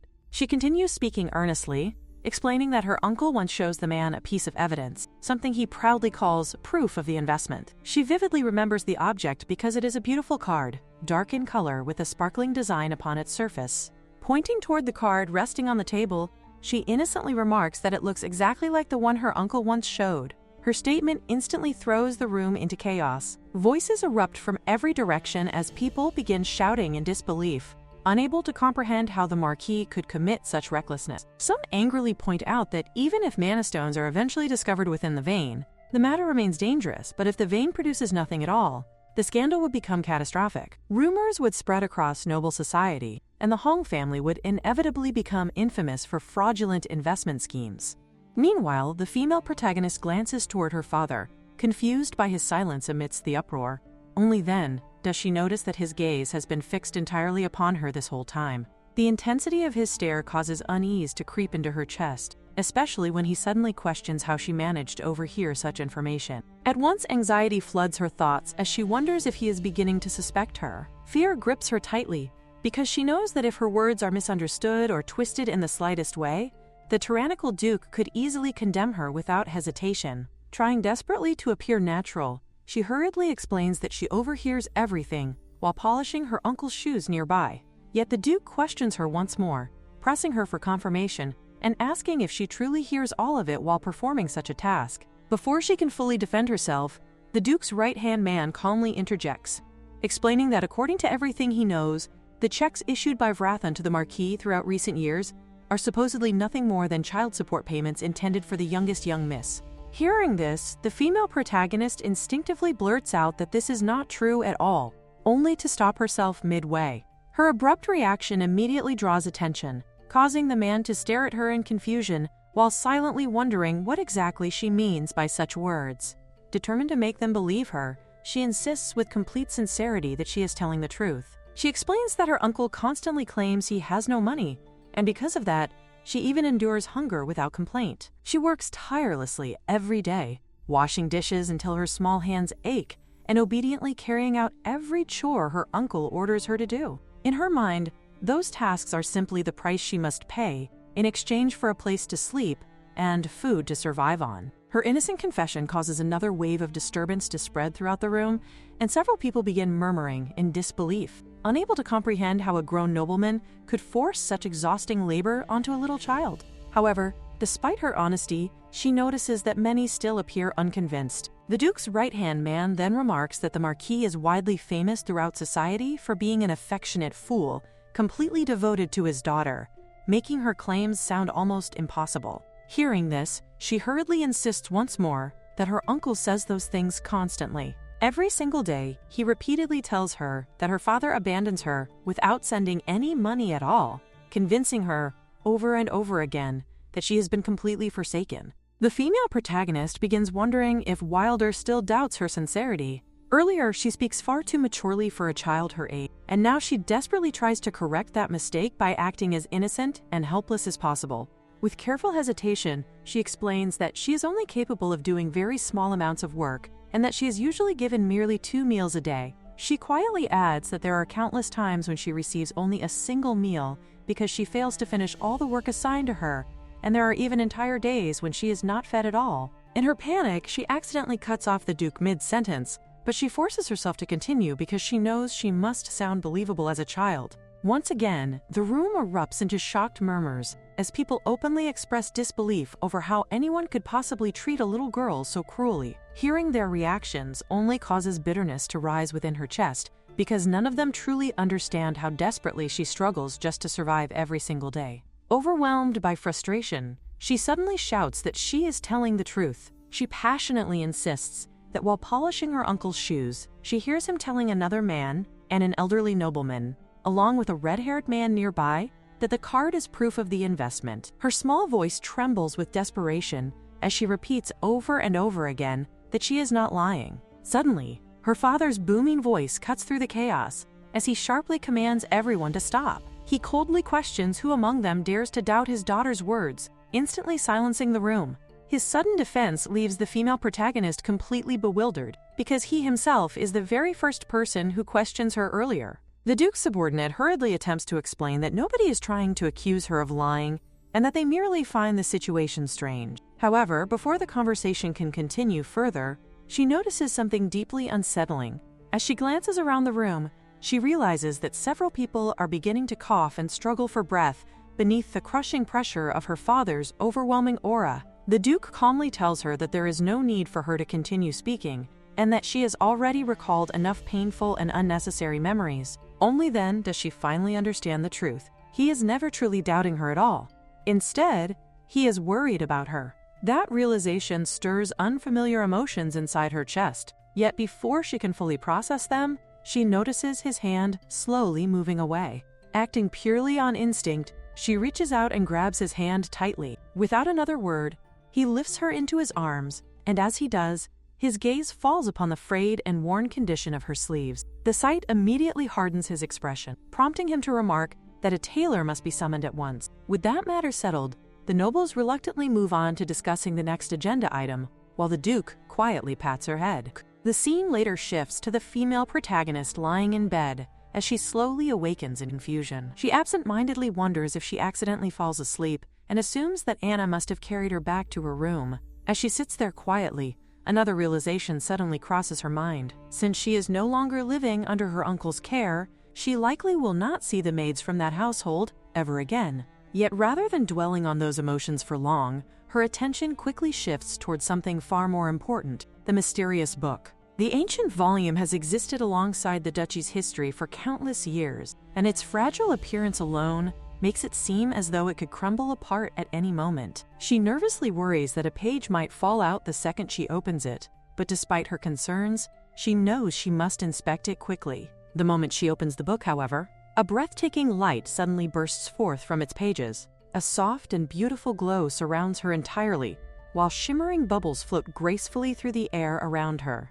Hesitantly, she reaches out to touch one of the bubbles, and the instant it bursts, the worn ancient book transforms completely into what appears to be an entirely brand new volume. The sight leaves her stunned. The though she quickly reassures herself that it should be fine, since the book is not destroyed but merely restored. Even so, she reminds herself that whatever has already happened cannot be changed now, so worrying about it further is pointless. Curiosity soon overtakes her thoughts as she wonders what secrets could possibly be hidden within such a mysterious sealed book. Her imagination begins running wild as she speculates whether it contains forbidden magic, methods for borrowing divine power, techniques for sealing death itself, or perhaps even rituals for summoning demons. Despite her nervousness, she ultimately decides she must look inside before making assumptions. Yet when she finally opens the transformed book, she is greeted by nothing except completely blank pages. At that exact moment, another system screen suddenly appears before her eyes, informing her that the mediator has been unsealed and that the usage restrictions of the rush and cash characteristics have now been lifted completely. The unexpected message leaves her utterly bewildered as she stares at the screen in confusion, wondering what any of it could possibly mean. She wonders whether she can finally use her ability now, and that thought makes her somewhat glad.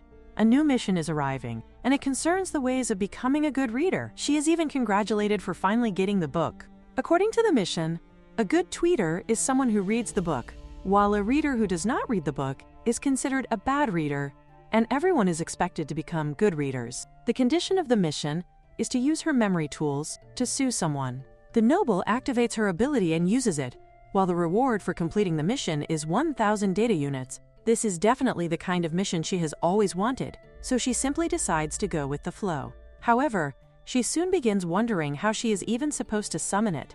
Everything appears confusing and unclear to an inexperienced reader like her, and there is nobody around to guide her. While thinking about it, she begins to pray, hoping that someone endowed with the cold bloodline will suddenly appear before her and use all his strength to defeat the enemy. Before anything else can continue, however, the screen informs her that she must first state the title of the novel she wishes to summon. She immediately feels embarrassed by the idea.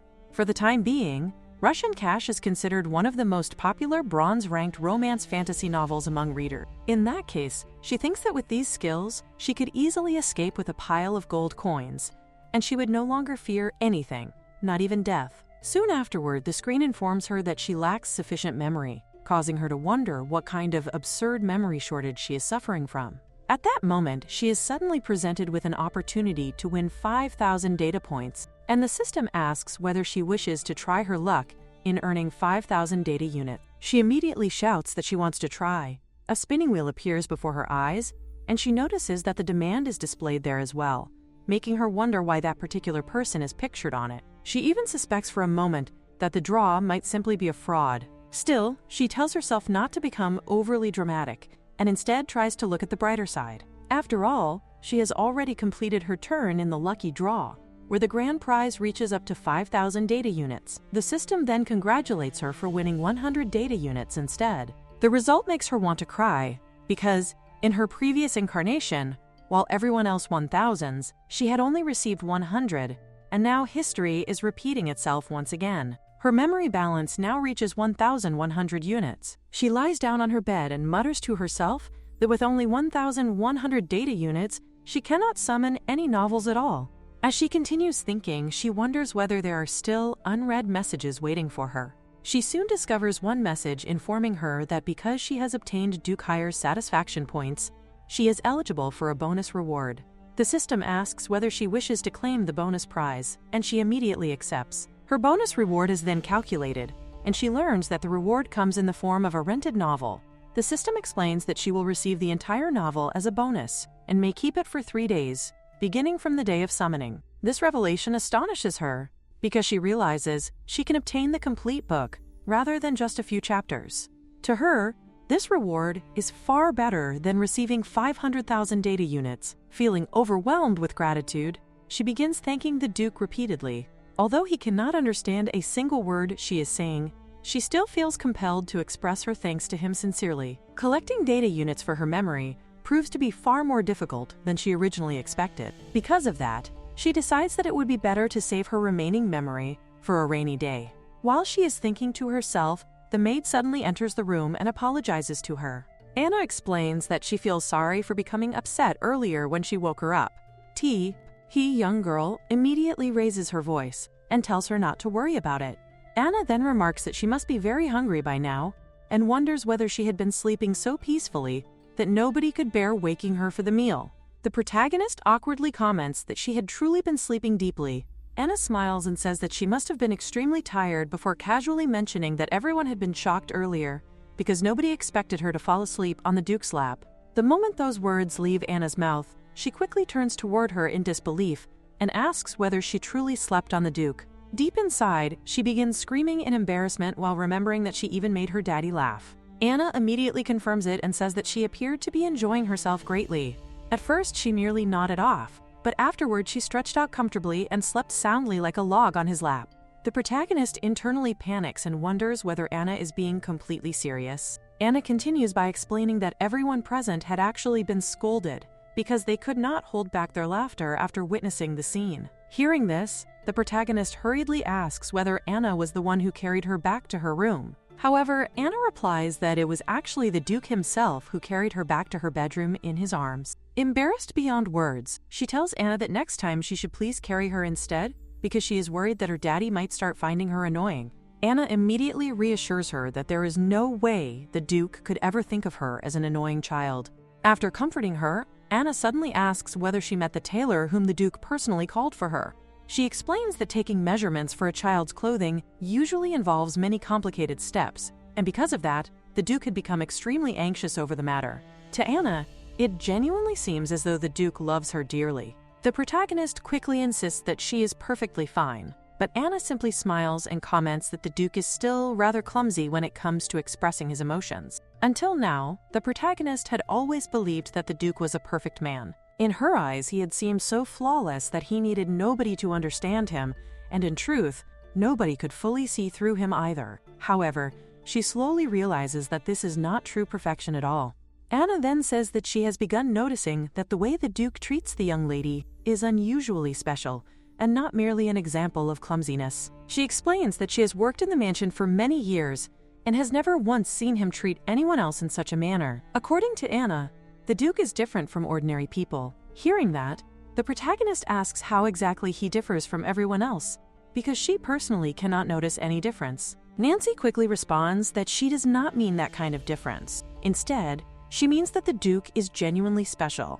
He was born with a silver spoon in his mouth, possesses an extraordinary family background, and is certainly not an ordinary Duke. Those words cause the protagonist to realize that she truly needs to learn much more about the Duke himself. The scene then shifts elsewhere, where someone informs the Marquis that Duke Delvatrine has decided to withdraw his investment. On top of that, a letter has also arrived from Marquis Sheridel, requesting the withdrawal of his own earlier investment. Another associate named Star has contacted them as well, stating that he intends to stop all transactions immediately. Hearing this devastating news causes the Marquis to smash a glass violently against the wall. Star had been his very last customer, and now even the transaction request at Galleon Bank has been rejected. It has already been 5 years since he became the Marquis, yet all of his hard work has collapsed because of the Duke. He begins wondering whether the Duke somehow discovered that he had lied about the investment, yet he cannot understand how such a thing could even be possible. He had carefully used the allowance check and even provided evidence, so how did the Duke uncover the truth? Frustrated, he curses to himself while remembering that he has already used all of the family's money. If news of this ever reaches his father, his life will be ruined completely. He immediately orders his right-hand man to ensure that his father never learns the truth before, loudly demanding that his daughter be summoned at once. Soon afterward, his daughter arrives, and he greets her affectionately while asking whether she misses her cousin. She announces that she plans to visit the Duke's residence, causing Katie to question why she should do such a thing. Her father reminds her that the girl is her cousin and asks whether she is not also her best friend. Katie instantly rejects the idea, shouting that there is no way they are friends. If they are to meet again, then her cousin should be the one visiting their house instead. Her father calmly replies that she probably would come eventually, but he doubts the Duke would permit it. Katie thinks about it and admits that it makes sense since the girl is an unfavored child. Other than taking the initiative herself, there seems to be no other option. Her father becomes pleased and comments that she truly is his precious daughter. He instructs her to observe how her cousin has been doing lately and to carefully examine the Duke's attitude toward her. Katie confidently replies that she understands. She even thinks that her cousin will certainly be shocked and left speechless by her sudden appearance. Meanwhile, elsewhere, The protagonist suddenly wonders why her ears have been itching the entire day. The protagonist is quietly drawing when Anna notices the paper in her hands and immediately praises how beautiful the drawing looks.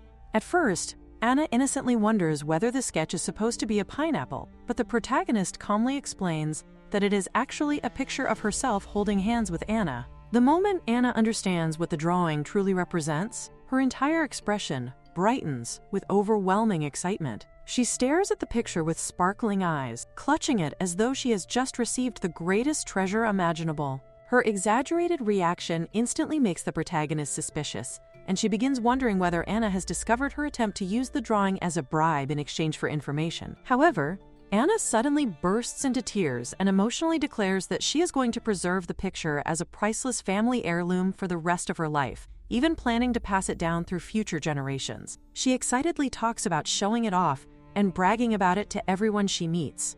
Meanwhile, the protagonist hurriedly tries to stop her and begs her to at least listen for a moment. Even though she has no idea why things are escalating so dramatically, she secretly thinks the plan has worked surprisingly well and starts considering whether she should try the same method on the other maid sisters too. Encouraged by the unexpected success, she gives another drawing to Nancy. The reaction she receives is somehow even more alarming. Nancy emotionally declares that she no longer needs harassment in her life because she intends to be buried together with the picture instead. Hearing such an intense statement immediately makes the protagonist wonder whether Nancy is seriously planning to murder her husband someday. Feeling slightly disturbed yet determined to continue, she hands another picture to one of the other maids. That maid reacts with frightening devotion, promising that she will always carry the lady's picture with her while eating, sleeping, and throughout every moment of her daily life. Her attachment gives off unsettling, stalker-like energy that leaves the protagonist increasingly uncomfortable. Finally, she approaches the fourth maid and presents her drawing as well.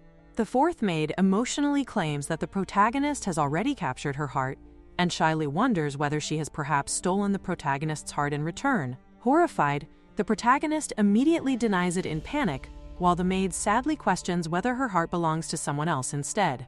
At that moment, the protagonist can only stare at all of them in disbelief, while internally reflecting that every single person around her had originally seemed like a perfectly rational and sensible adult. Now, however, she feels genuinely terrified of them. Just then, Anna cheerfully arrives and announces that it is time for their walk, because she has decided to take the protagonist to the mansion's beautiful glass greenhouse today. Hearing those words immediately fills the protagonist with excitement, making her feel as though she has suddenly stepped into the setting of a romance novel. Overcome by enthusiasm, she rushes forward without paying attention to where she is going. Anna quickly warns her that running like that will cause her to fall, but the protagonist completely ignores the warning and trips moments later. Anna rushes toward her in concern and asks whether she is hurt. At that exact moment, the Duke appears before them and coldly questions why she is lying there on the ground. The protagonist honestly explains that she simply fell down, yet the Duke continues questioning why she fell at all, leaving her utterly confused because, in her mind, people naturally fall precisely because they fall.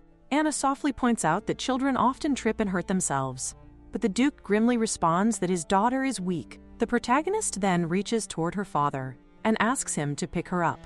Without another word, the Duke lifts her into his arms, but while doing so, he suddenly notices the dark bruise spreading across her knees. The sight immediately darkens his expression.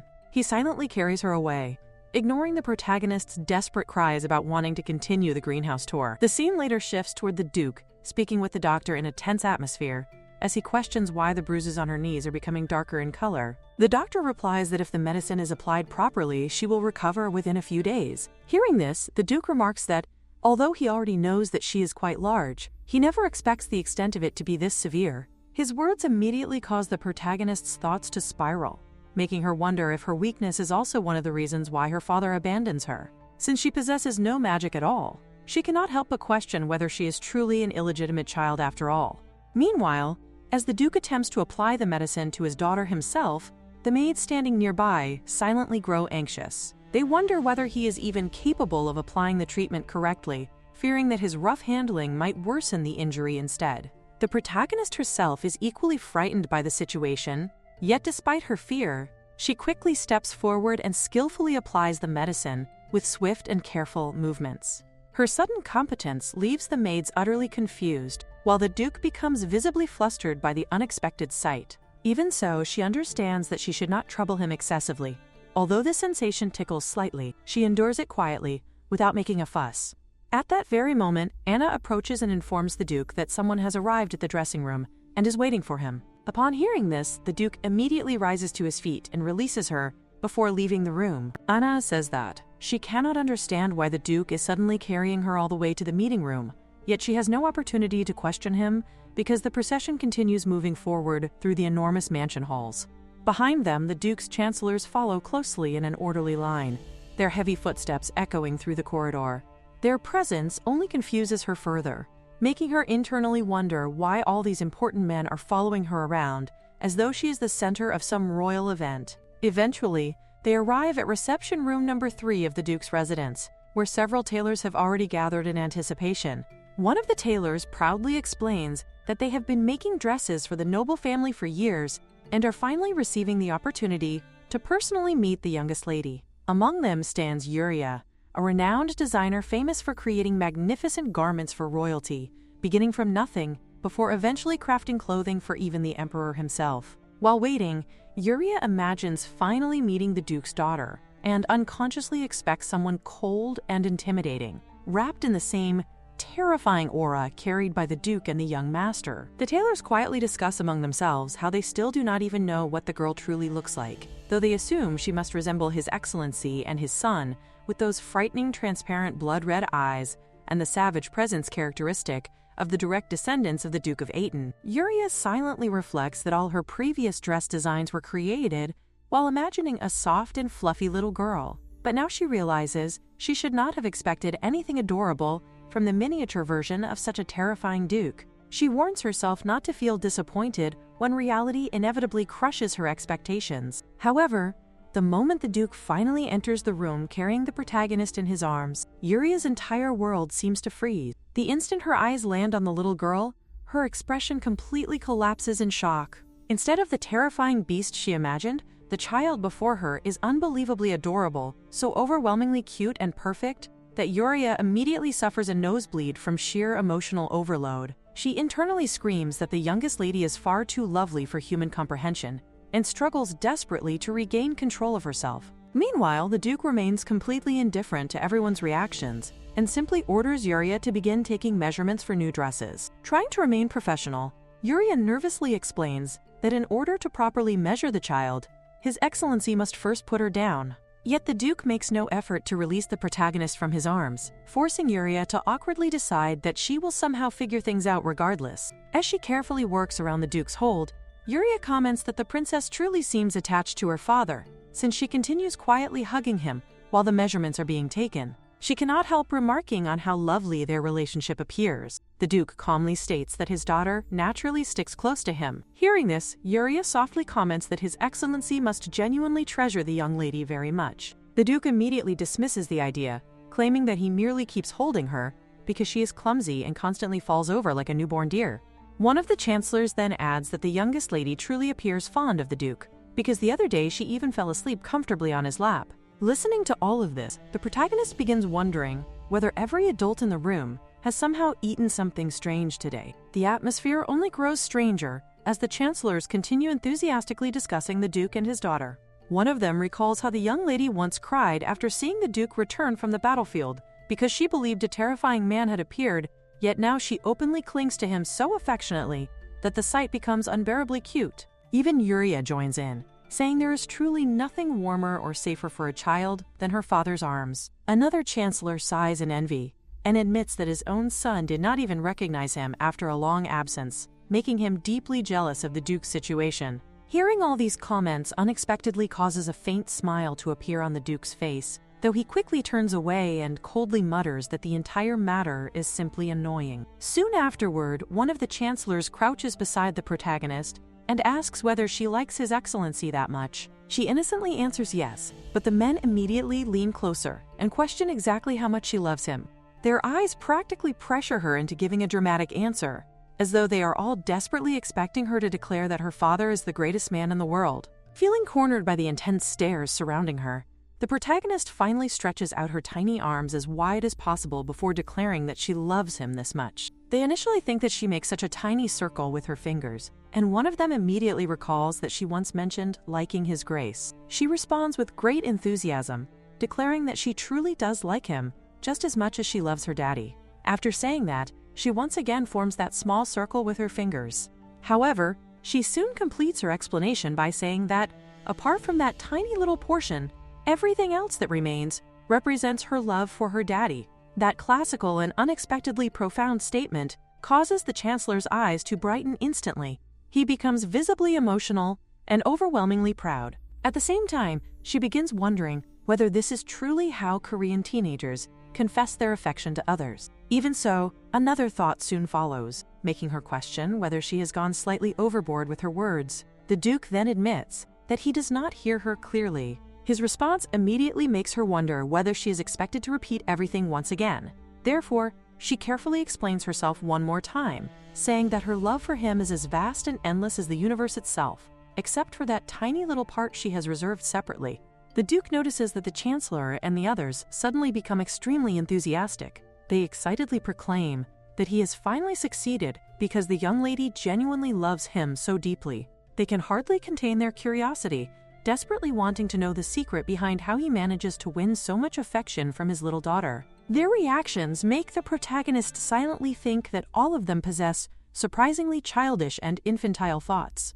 However, the Duke continues focusing on a different matter entirely. He asks why she decides to leave out that tiny little portion, instead of giving him all of her love completely. Hearing that question causes her to realize that she has not actually prepared an answer for it beforehand. After briefly thinking, she finally replies that the reason is because, in the future, she believes she will love him even more than she does now. She explains that if she can continue staying beside him and spending more time together with him, then her feelings for him will naturally continue to grow stronger. Therefore, she intentionally saves that small remaining part for the future. Her answer leaves everyone around her completely astonished. They cannot understand how such a small child can possess a mind capable of such remarkable depth and emotional intelligence. Meanwhile, she quietly praises herself internally, believing that she somehow manages to come up with the perfect answer once again. Even so, she soon notices something strange about her father. He deliberately looks away instead of facing her directly. That reaction immediately makes her wonder whether he is not surprised by her words at all. On the other hand, Yuria gently comments that the young lady's body has become much smaller than before. Because of that, the dress she brings over appears slightly larger than the small lady's current size. Nevertheless, she still believes that the child should at least try it on once. At the same time, the Duke continues refusing to let the little girl down from his arms. Honoria then reminds him that he must put the small lady down properly so she can try on the dress comfortably. However, instead of cooperating immediately, she begins questioning the entire situation in confusion. She wonders why she even needs to try the dress on in the first place. At the same time, she also questions whether they truly understand just how incredibly expensive that dress actually is. He calmly replies that he will simply purchase all of them. Since she already takes the young lady's measurements correctly, she only needs to adjust the dresses according to her exact size, and he intends to buy everything she brings over that day. Hearing those words immediately makes Yuria realize that she has practically earned a fortune in a single day. Because of that, she quickly responds that she understands perfectly. However, the Duke adds one more condition. He instructs her to either tailor the sleeves to fit properly or shorten them completely, because he cannot tolerate seeing his daughter wearing dresses with excessively long sleeves that completely hide her tiny hands. Those words make the protagonist quietly think that, although he is not truly her real father, he does not seem like a bad person at all. That realization unexpectedly makes her feel relieved and glad deep inside. The scene then shifts toward a carriage that finally arrives at the Duke's estate. Someone informs Katie that they have reached the Duke's residence. Hearing this immediately causes Katie's eyes to widen with amazement as she stares outside in disbelief. She wonders whether this enormous and magnificent place is truly the Duke's estate. Rumors always describe the Duke's territory as extraordinarily splendid, even grander and more imposing than the Dark Tower itself, and now she realizes that those rumors are not exaggerated in the slightest. However, even after entering the estate grounds, the carriage continues moving forward without stopping.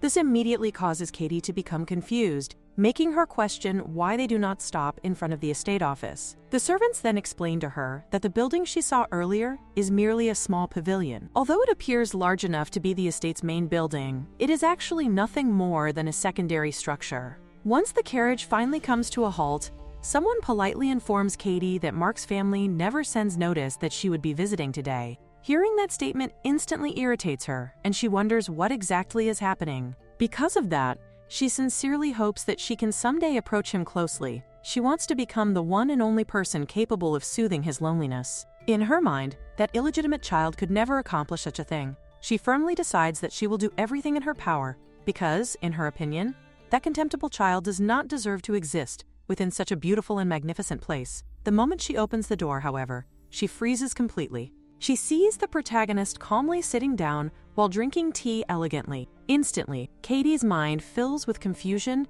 and disbelief. She wonders why the girl possesses that unusual hair color and why she looks completely different from before.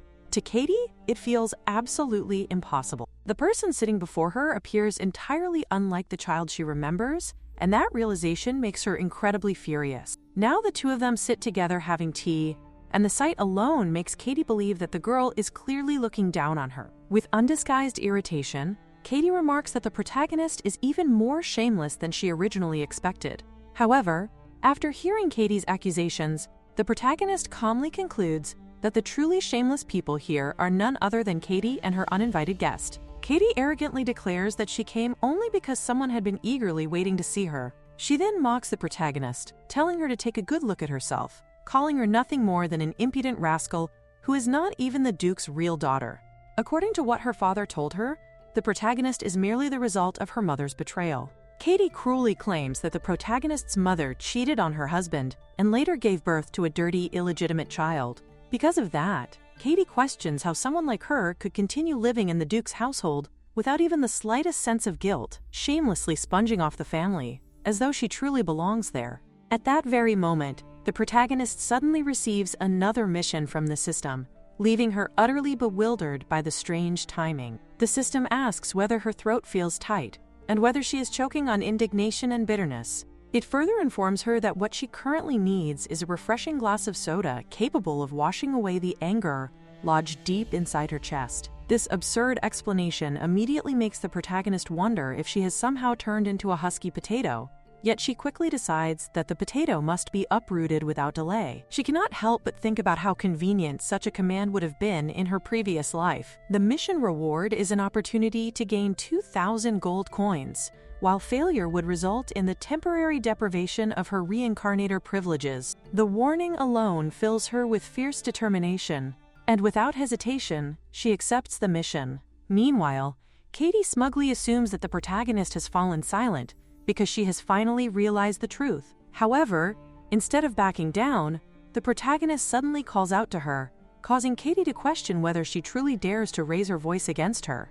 The protagonist then sarcastically asks whether there is anyone else present besides Katie, and the mocking remark instantly makes Katie glare at her in disbelief. She cannot understand how the protagonist still dares to look down on her under such circumstances. At that exact moment, the protagonist activates the soda bombing skill and boldly declares that she has not even properly begun looking down on her yet. Katie immediately scoffs at her confidence and points to the luxurious dress she is wearing, insisting that the protagonist still cannot grasp the reality of the situation. According to Katie, the Duke has only been kind to her out of pity for her father, and the elegant dress she wears does not truly belong to her. Hearing this, the protagonist inwardly concludes that Katie is nothing more than a childish and spiteful girl who targets her simply because she appears better dressed. Katie continues sneering, claiming that the protagonist's impertinent behavior only makes people hate her. She even repeats what her father supposedly said about the protagonist being the type of person who takes the kindness of others for granted, quoting the saying, quote, "No bees, no honey, no work, no money." Katie arrogantly insists that the protagonist has failed to understand her father's advice. In Katie's eyes, if the protagonist continues behaving this way, even her uncle will eventually grow tired of her and throw her out of the household as well. However, the protagonist calmly questions Katie, asking whether she truly believes that she will one day be thrown out of the Duke's estate. Katie immediately replies with complete confidence that, yes, that is exactly what will happen. In response, the female protagonist steps forward without the slightest hesitation and firmly states that she does not think so at all.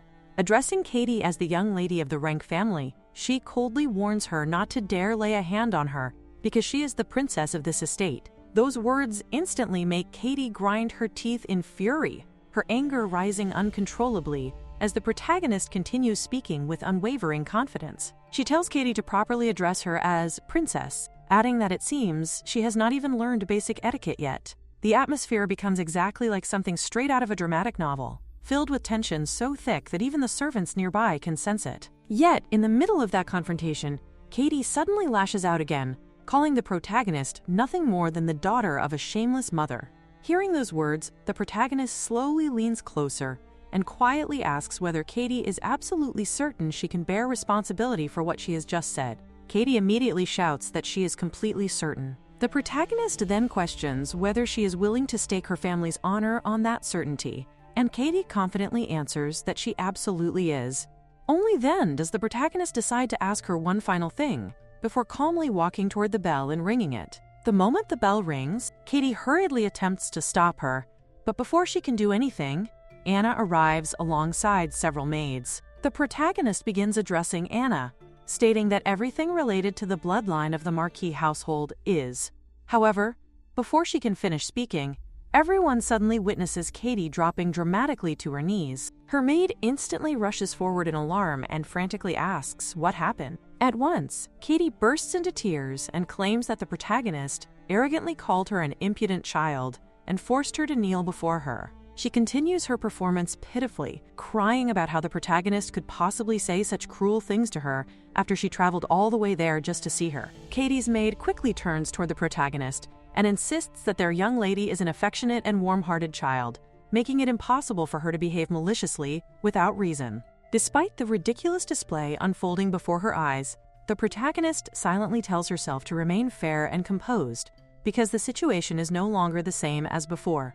Just then, Anna and the other maids step forward and sharply criticize Katie's maid for acting arrogantly toward their princess. Katie's maid immediately defends herself by claiming that she was merely pointing out the princess's wrongdoings and that children who make mistakes should naturally be corrected for their behavior. Anna, however, calmly asks what exactly their princess has supposedly done wrong. She points out that if everything the young Marquis said is true, then the person who should feel wronged in this situation is actually their princess.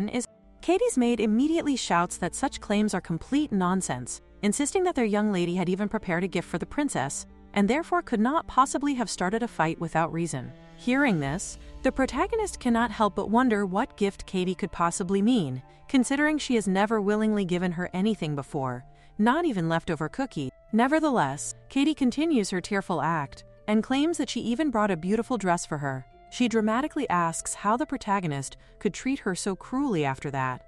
At once, the maid carefully presents the dress, explaining that their young lady spent hours personally selecting it for the princess. Katie then tearfully adds that the protagonist always used to say she loved that dress and that she had even once caught her secretly trying to steal it. Pretending to act generously, Katie tells the protagonist that they should become friends again and that she is willing to forgive her for saying such terrible things. However, before anyone else can react, a cold and furious voice suddenly echoes through the room, demanding to know how she dares criticize his precious daughter when she herself is the one who stole her dress.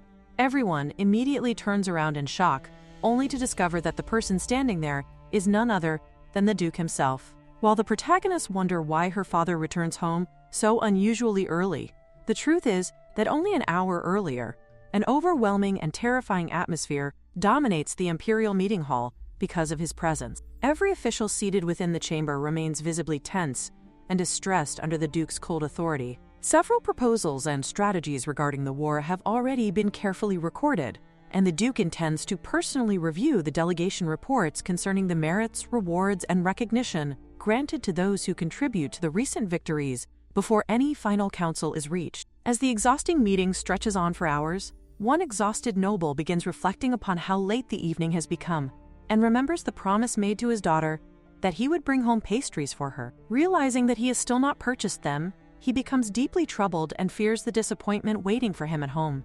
Another official attempts to reassure him by suggesting that a servant or delivery man could simply buy the pastries in his place. However, the anxious father immediately dismisses the suggestion in his mind, because pastries purchased by someone else could never carry the same meaning as those personally brought home by a loving father. He prides himself on always being attentive and clever with his daughter, and he eagerly imagines the joy on her face when she receives the delicious treats directly from him.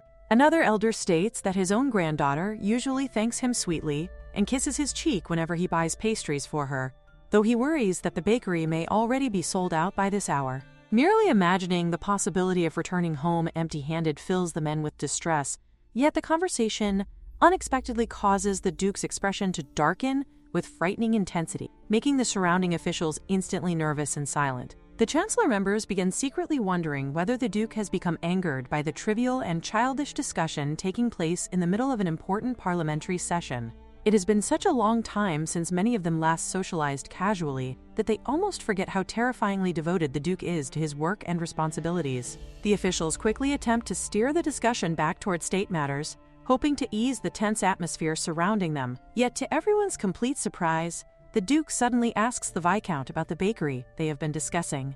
The unexpected question throws the entire room into confusion, and several members immediately assume that the Duke is preparing to reprimand them for speaking about pastries and daughters during an imperial meeting. Others become convinced that such a frightening man could never genuinely be curious about an ordinary bakery, and instead believe that his calm inquiry hides some deeper threat. A few of the officials even silently criticize one another for speaking carelessly in front of the Duke, believing that someone must surely have offended him. One noble privately thinks that perhaps the Duke truly is interested in the bakery after all, though the idea seems impossible because the Duke has never shown interest in such ordinary matters before. Another immediately considers that assumption foolish and warns himself internally that carelessly misjudging the Duke's intentions could be dangerous. Before the confusion settles, the officials attempt once more to return the discussion to imperial affairs, particularly the next request concerning the missiles from the imperial code. At that very moment, the Duke's right-hand man quietly approaches and whispers something into his ear. Instantly, the Duke rises from his seat and prepares to leave the chamber without hesitation. His abrupt movement shocks the remaining officials, who stare after him in disbelief because numerous requests and unresolved matters still await discussion.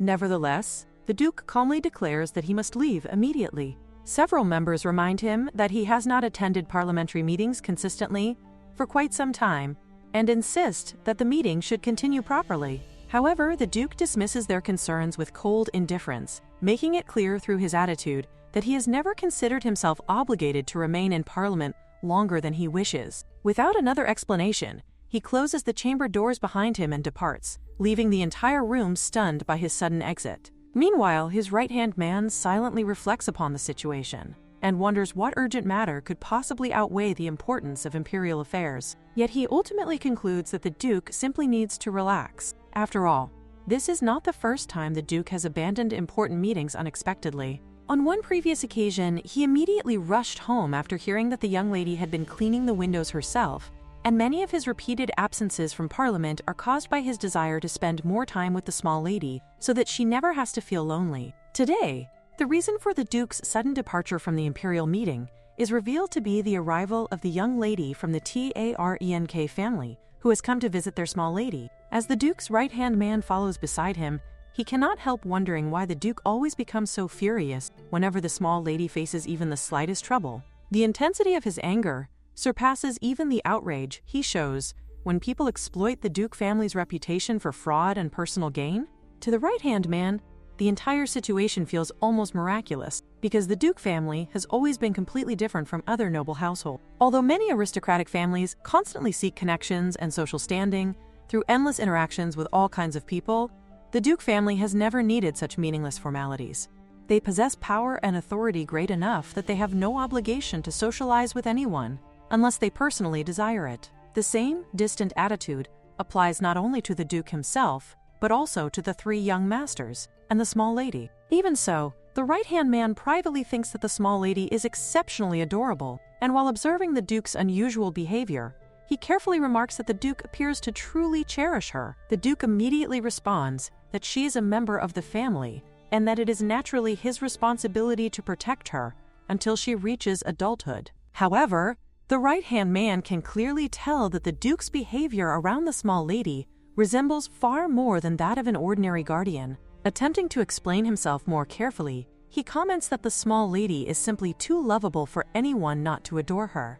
The Duke instantly turns his face away and orders him to stop speaking such nonsense. Embarrassed, the right-hand man apologizes and claims that the words merely slipped out unintentionally. Yet after a brief silence, the Duke quietly admits that perhaps those words are not entirely wrong. He explains that there are still countless mysterious things about his little daughter that he has yet to understand. Hearing this, the right-hand man immediately asks whether there is something the Duke wishes him to investigate. The Duke then begins describing the strange and troubling feelings he experiences whenever he is near the small lady. He explains that she always appears so fragile, as though she might fall and injure herself at any moment, and because she possesses no dark powers to protect herself, he constantly feels anxious watching over her. However, the matter goes far beyond simple concern. The Duke recalls how she once softly told him that she missed him, yet unlike before, she did not kiss his cheek afterward.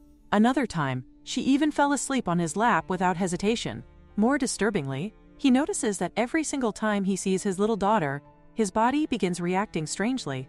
At first, he believes he is merely imagining things, but after carefully observing himself for some time, he realizes that his condition remains perfectly normal whenever she is absent. Only when she stands near him do these unusual reactions occur. The Duke suspects that the strange curse connected to his bloodline may somehow be influencing him, causing the right-hand man to wonder whether this could possibly be part of some hidden scheme orchestrated by the Marquis. Curious and deeply confused, the right-hand man asks what exactly these strange physical reactions feel like. The Duke explains that his chest begins burning intensely, almost as though countless bees are buzzing inside him. Hearing this description leaves the right-hand man utterly stunned, as he slowly realizes that the Duke is essentially describing a racing heartbeat and overwhelming emotional excitement whenever he sees the small lady. The Duke confirms that this interpretation is correct and admits that his heart constantly feels full whenever she is near him. Even trivial matters affect him strangely. Whenever she eats too little, he immediately becomes irritated and cannot stop himself from indulging her every wish. He feels completely incapable of controlling his own actions around her. The legendary and fearsome Duke, who once survives countless battles,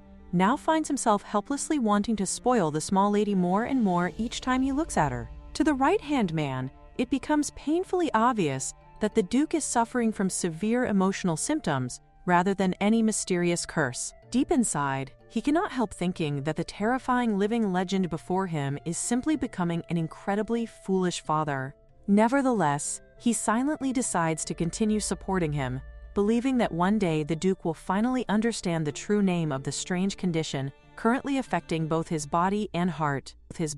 Before departing for home, the Duke suddenly instructs his right-hand man to investigate the bakery mentioned earlier during the imperial meeting. The right-hand man hesitates before nervously pointing out that the pastries are likely already sold out by this hour. However, the cold glare the Duke immediately directs toward him causes him to remember the Duke's terrifying temperament at once, and he quickly apologizes for speaking carelessly. He hurriedly promises to investigate the bakery immediately, and then cautiously asks whether the Duke would like him to purchase pastries if any still remain available. The Duke calmly answers that the small lady also has a fondness for sweets, but after a moment he changes his mind and firmly states that the pastries should not be bought by anyone else, because he intends to purchase them personally another day. The right-hand man becomes slightly surprised by how serious the Duke sounds regarding such a simple matter. Yet the Duke continues giving additional instructions, ordering him to locate other famous bakeries throughout the city as well, especially those known for pudding cakes and desserts children enjoy. He even instructs him to investigate toy stores that are popular among children and explains that he will later contact him through the magic information stone with additional items that may need to be purchased if he thinks of anything else. Having finished giving his orders, the Duke finally prepares to leave. As he sits alone inside the moving carriage on the journey home, his thoughts gradually return to the Marquis. Quietly, he wonders whether the Marquis truly believes that simply sending his daughter into the Duke household will somehow prevent him from taking action against him. The moment Katie catches sight of the Duke, her entire face lights up with excitement and relief. She immediately rushes forward, convinced that she has finally come to meet the man she has longed for, believing that he is there for her. However, the Duke walks straight past her without even sparing her a proper glance, coldly questioning why a child dressed in rags and tatters has been allowed inside. His dismissive attitude leaves Katie stunned, making her wonder if he is truly despising her. Yet, when she turns around, she witnesses something that confuses her even more. The Duke gently lifts his own daughter into his arms and carries her with obvious affection and care. Katie cannot understand what she is seeing, because she has always believed that the girl is merely an illegitimate child. Even so, she tries to convince herself that perhaps this is all a misunderstanding. In her mind, the other girl must have spoken badly about her to the Duke and poisoned his thoughts. Refusing to give up, Katie approaches the Duke once again and asks whether he truly hates her. She claims that even if he does hate her, she is willing to forgive him because she believes he has simply been deceived. Although she never imagined she would one day lower herself like this, she still says that she will apologize on behalf of her cousin and asks whether he can forgive her cousin for supposedly lying to him. According to Katie, her cousin falsely accused her of stealing dresses simply because she desperately wanted the Duke's love and attention. Meanwhile, the female protagonist silently watches everything unfold and feels both pain and envy as she observes Katie's desperate behavior.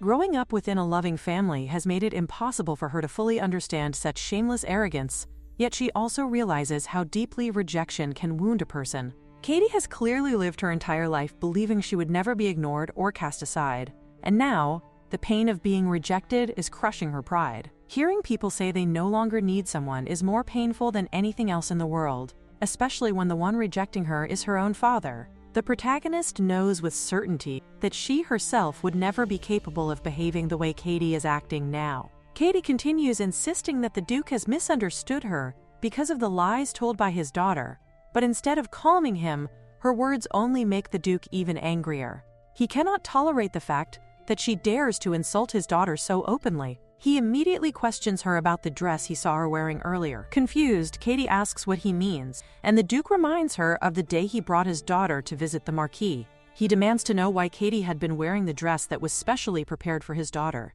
Hearing those words causes the protagonist to freeze in shock. She suddenly recalls the things her father once said, and realizes that his comments had never come from pity at all. He had been referring to her appearance from the very beginning. At that moment, she forces herself to think carefully, because she cannot bear the thought of being hurt once more. Yet despite her fear, something inside her begins to feel strangely warm and comforted. Katie, however, refuses to accept the Duke's accusation and loudly insists that the dress belongs to her because her father bought it for her birthday. The Duke immediately denies this and explains that every single year, the Marquis personally prepares a beautiful dress as a birthday gift for his daughter. Katie becomes furious and shouts that the dress is hers and not that idiot girl's dress. Her words cause the Duke's anger to rise to an even more terrifying level, and he sharply demands to know whoever called his daughter an idiot. Without hesitation, Katie replies that everyone says so, including her own father and even the maids who constantly refer to the girl as an idiot. The overwhelming aura of the Duke forces Katie to collapse onto the floor while he calmly questions whether she has ever heard the rumors surrounding him. She already knows very well who he is, the ruthless Duke of Dark Blood, the cruelest man people whisper about in fear. Every terrifying description in the Empire seems to exist solely for him. People say the Duke does not know how to cry. If sorrow ever reaches him, he simply makes others shed blood instead of tears. Yet at this moment, the female protagonist remains in his loving arms, completely indulged in his warmth, receiving all of his protection and affection. Meanwhile, Katie cries hysterically, demanding to know how a dirty, illegitimate child could dare to take her place. Her furious outburst only causes the Duke's expression to darken further. He coldly questions whether she wishes to depart from this life at such a young age, and remarks that he hopes she can endure what comes next because she is still too young. Poor Katie cannot understand why everything has ended up like this, and with no other option left, she desperately begs for forgiveness. The Duke finally decides that she should be grateful he is allowing her to live, and orders her to disappear from his sight immediately.